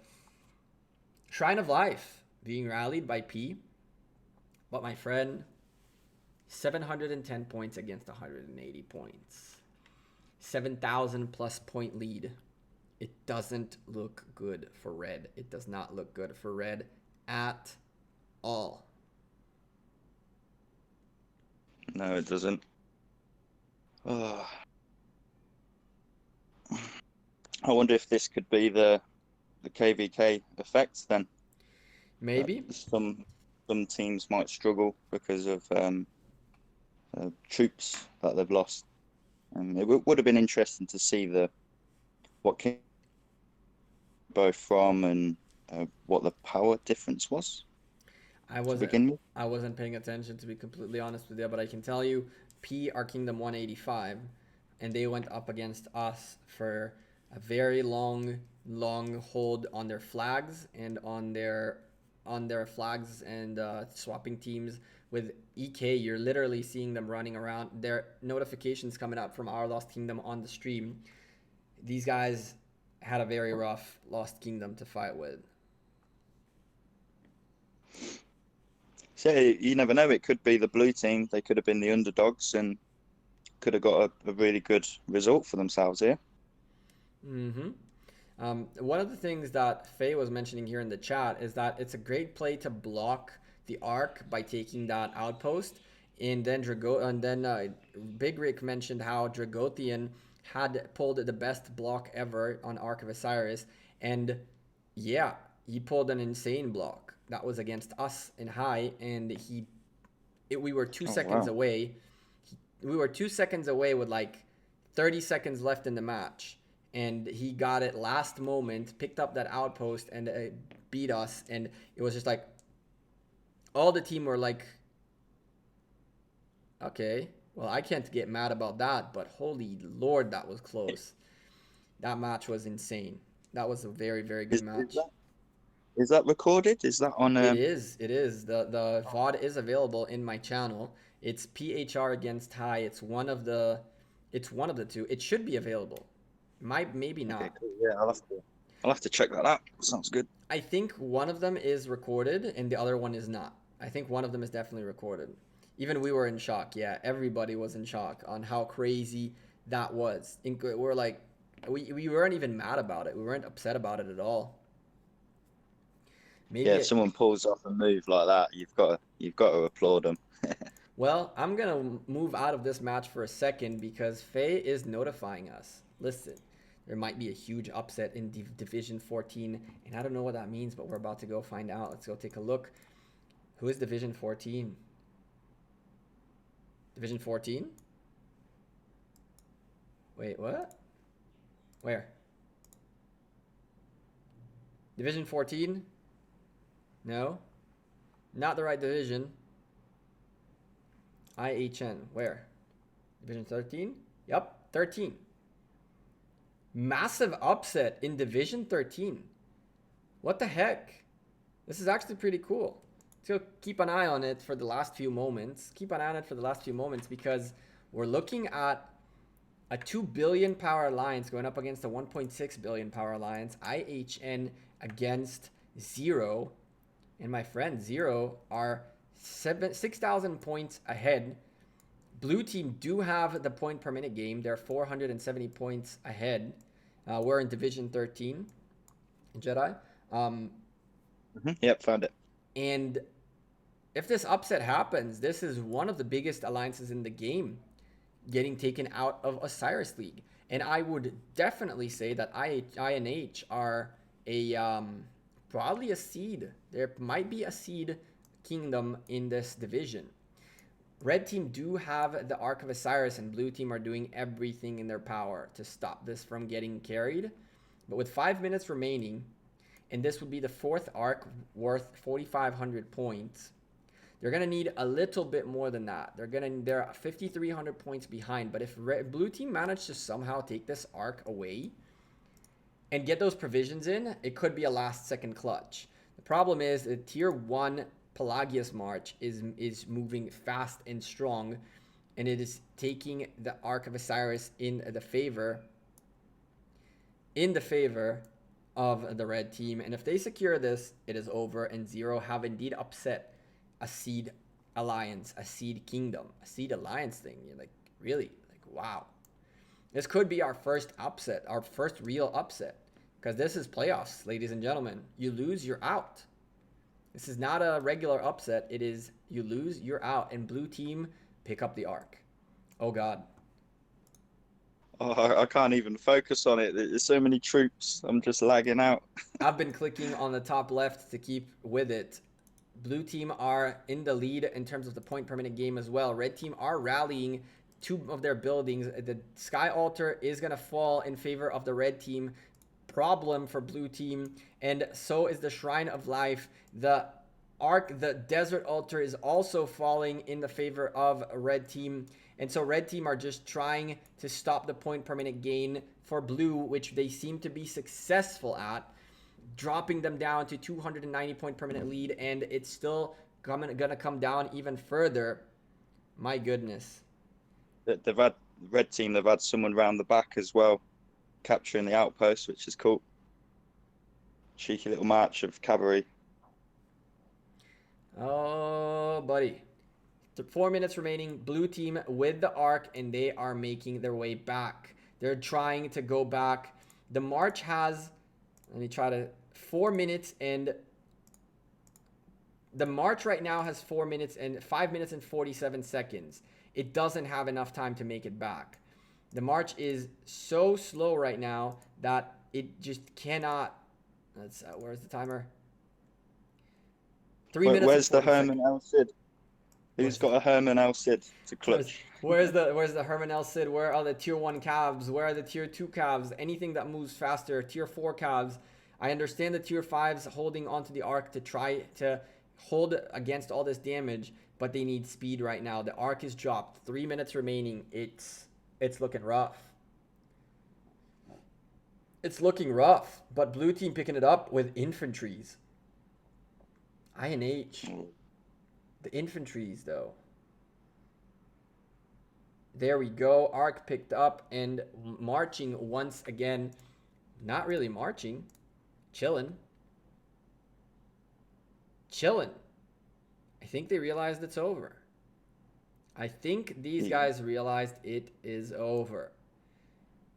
I wonder if he's struggling to click his army. I don't know about that. You can drag from the side, right? But I think they just realized this is kind of over. They can try to pick up the arc, but 2 minutes and 17 seconds is just not enough. Not enough to march your way back to the home base. Arc of Osiris is in the hand of red now. And looks like we are spectating one of the first big upsets.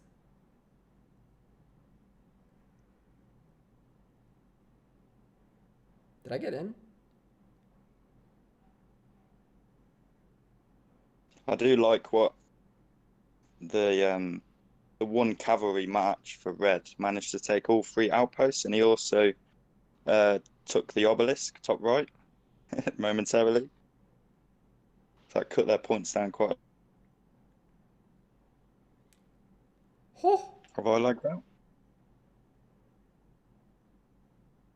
Wait. Can you hear me? Yeah, I can hear you, but I think... Yes! Did I get in? Hold on. I don't see my name on the list. Alright, I'm gonna ask the guys. This is very much over, unfortunately. This is very much over. 50 seconds to go. Wow, great performance from Zero. Very nice win. What a clutch. Yes, I got into the session. Nice. I get to go work out in an hour. Woo! I'm happy. I have some energy. What a crazy match. What a crazy comeback. INH, I apologize, chat, for not paying attention too much. I got a confirmation literally 1 minute before the class locked out that someone dropped. 1 minute before the drop time is over, someone dropped. In case you guys are interested, I do CrossFit. It's a team training thing, and so 15 people. I was second in line, and apparently 2 people canceled from the beginning of this cast to now, and so I got in. Cha-ching. Time to go work out. Keep a healthy lifestyle, chat. Doesn't matter that you're a gamer, that you're a software engineer, whatever you are, always keep a healthy lifestyle. Burn that energy away. Victory for the Zero. Red team. GG's in the chat for the first upset. The comeback, the upset is real. GG's in the chat, everybody, for the first big upset we're seeing. Zero doing massive work. Let's take a look at how this ended up working out. Zero had the complete dominance of of pretty much everything across the board.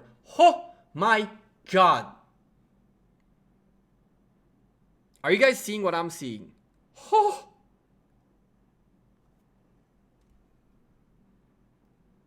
Are you seeing what I'm seeing on the battle completed report? What am I missing? 15 million. Whoa. 15 million healed troops. No, they went for it big time. Oh my god. Zero tolerance. They came in and said, listen, I'm gonna swing a home run even if I break my hands doing it. 15 million heals. Oh, chat. Oh. You guys are completely right. Give me a second. I need to turn off really quickly all the stream overlays and a camera and everything. Let's see. Because just like you guys are saying, we need to take a screenshot of this. We have to take a screenshot of this situation right now. So screenshot up. Take this right here. Oh my God. Oh my God. I cannot believe what we just saw. That's a lot of speed ups. But fair play. The advance.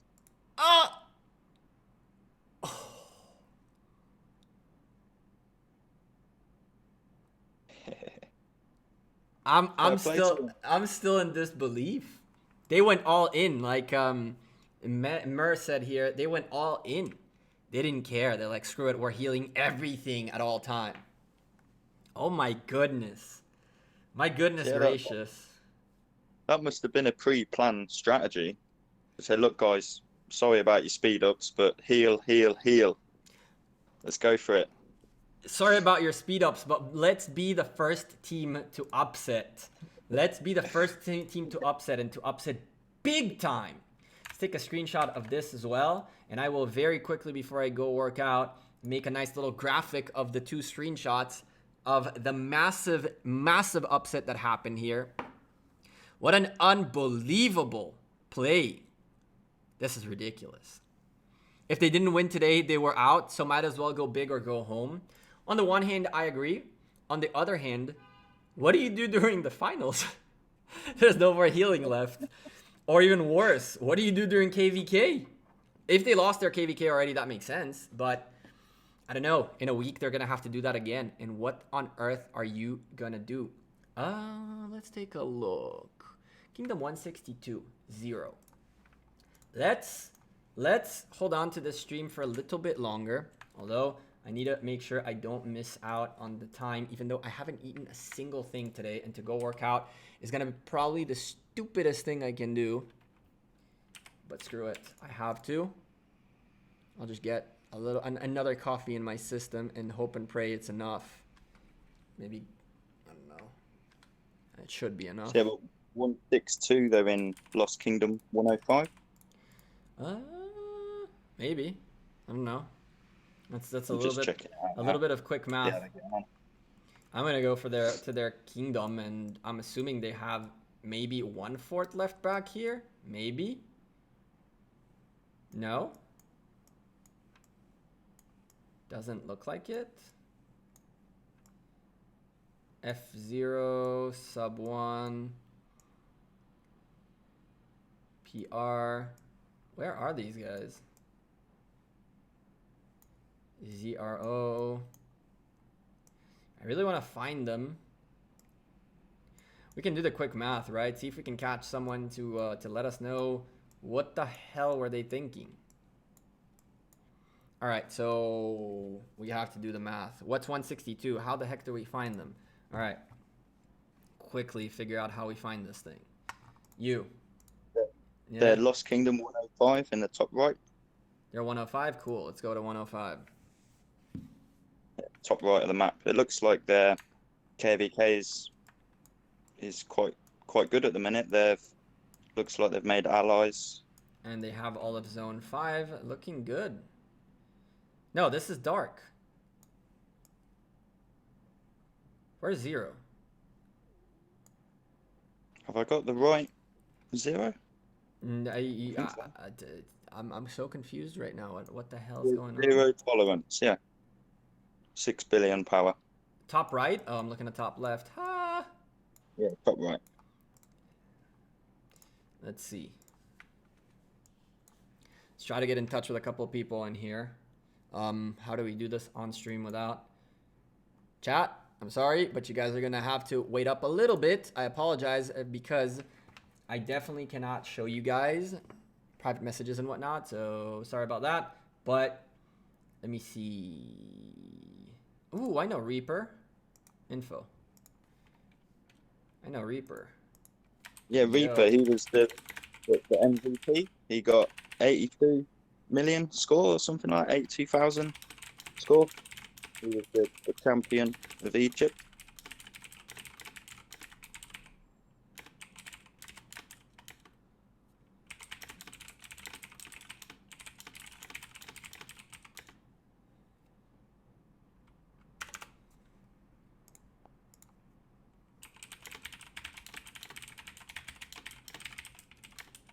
Yeah, their KVK looks quite nice.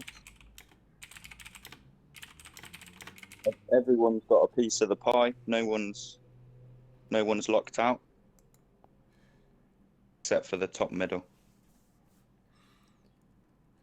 I told Reaper right here. I can show you guys this, right? I can show you guys this. So I told Reaper, like, yeah, that was a crazy arc. And what's the chance he wants to get on call with us? He doesn't have to. Of course, he doesn't have to. You don't need to feel like it was like the viewers are interested to know what the fuck were you thinking. Apologize for cussing. With the heels like that, it's actually that crazy. Yeah, I've never seen double figures on the heels. I think the most I've ever seen is probably like 6 million.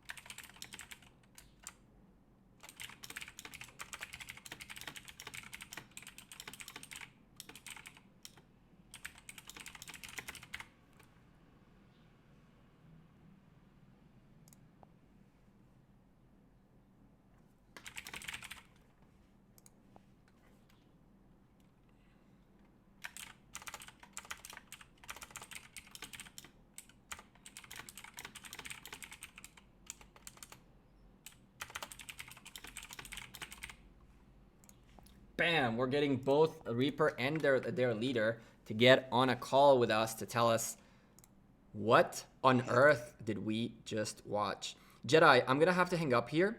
I added you as a friend.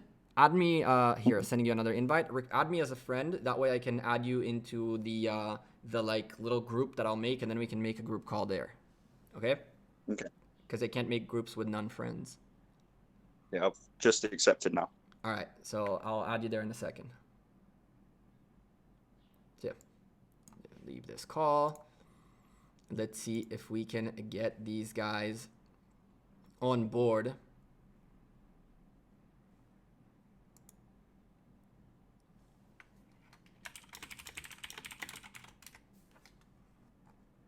Let's take a look. We'll wait a few moments for these folks.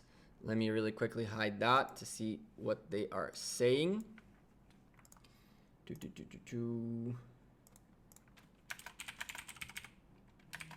Oh, sorry, chat. Give me a second. We're trying to get this set up and ready to go. What's my... where's it?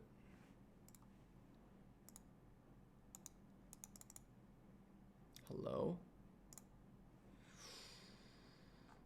Oh,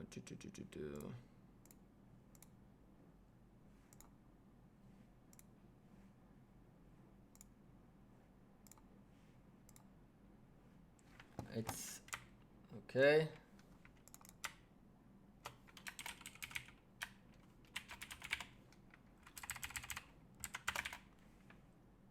Bam.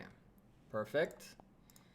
That's there. That's that. Sorry, chat. I know you guys aren't seeing anything, but in a moment, we should be getting a little PM from the folks in Zero and see what the hell did we just witness.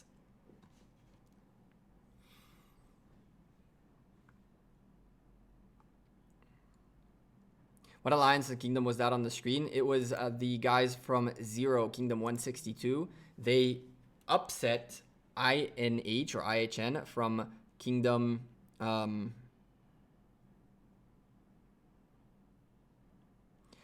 Kingdom 74, who were way ahead of them in power. Way ahead of them in power.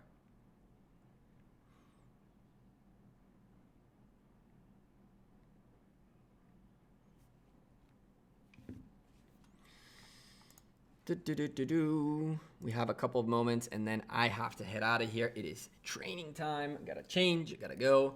Gotta, I guess, eat anything. Chug another espresso and hope for the best. I'll eat when I get back. So you missed Haka versus KW61. Sad. It was a great fight. 1K point difference. Oh, damn. Really? Haka versus KW1. Let's go take a look at that very quickly. Which division was that, Phoenix? You see, the problem is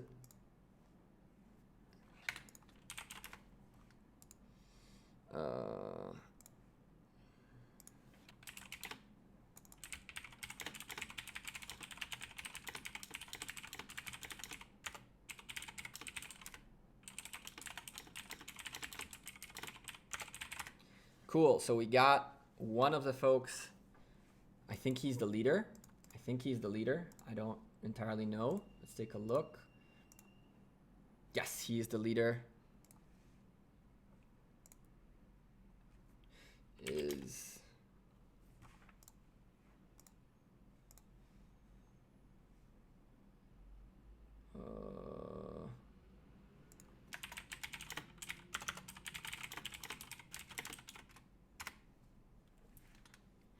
cool.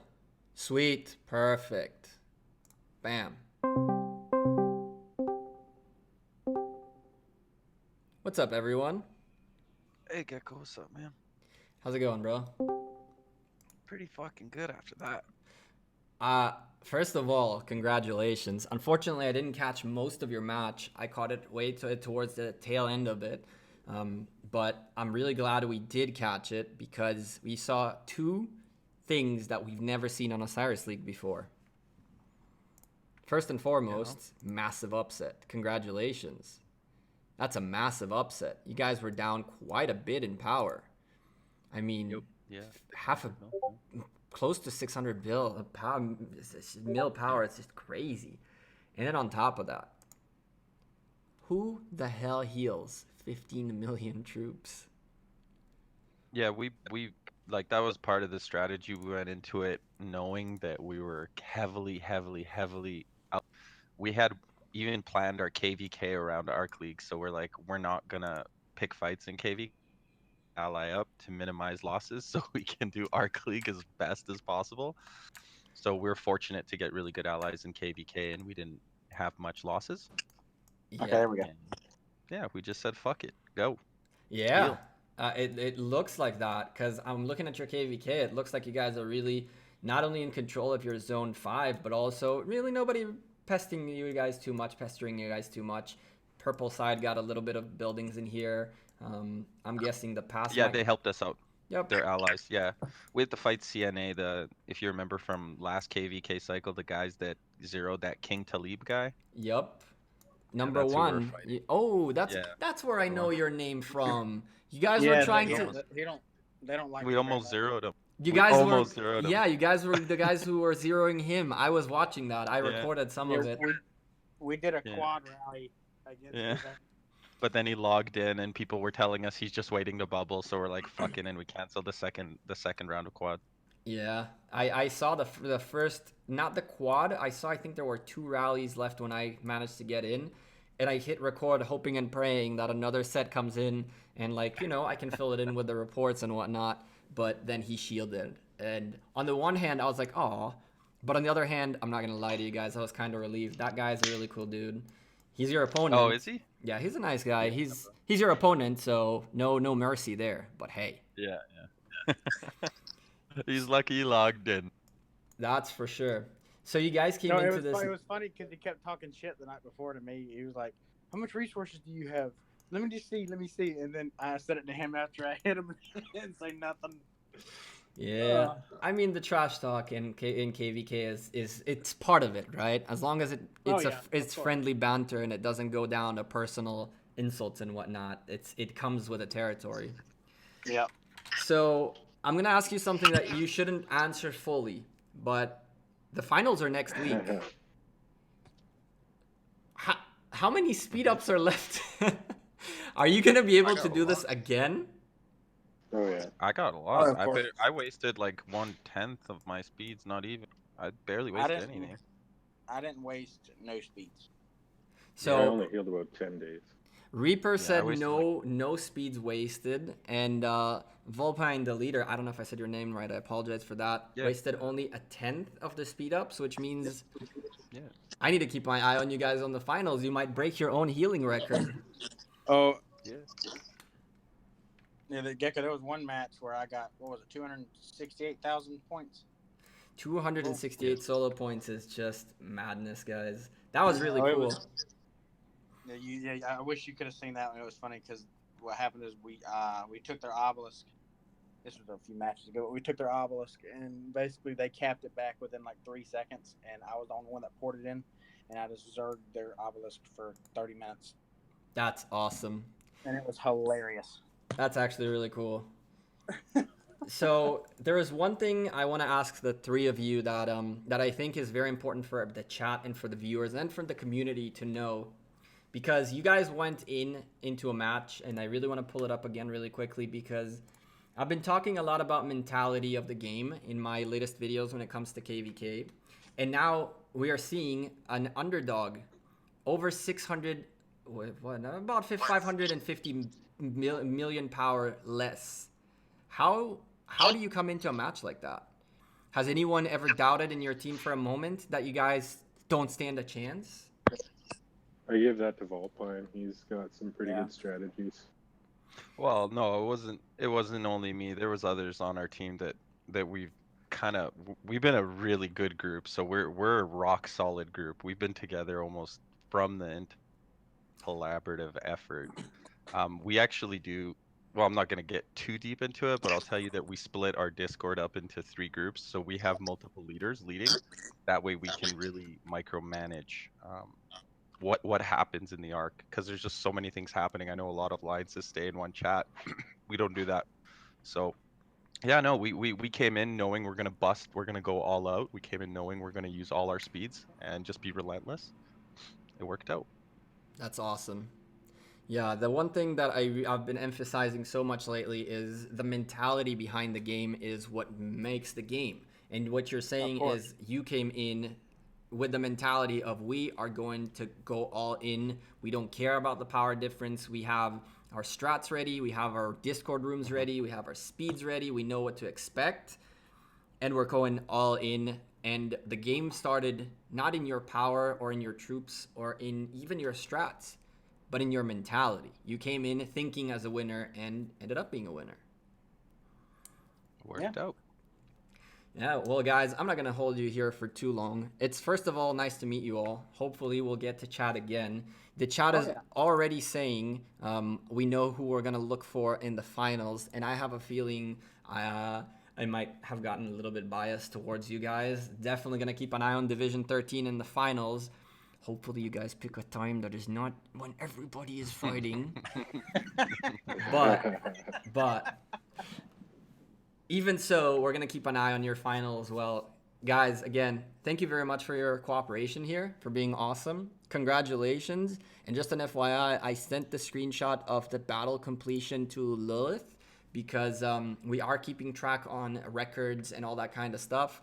So I'm hoping, with a little bit of luck, I'll get to persuade them to put that also on their social medias. So keep an eye on that as well. Cool.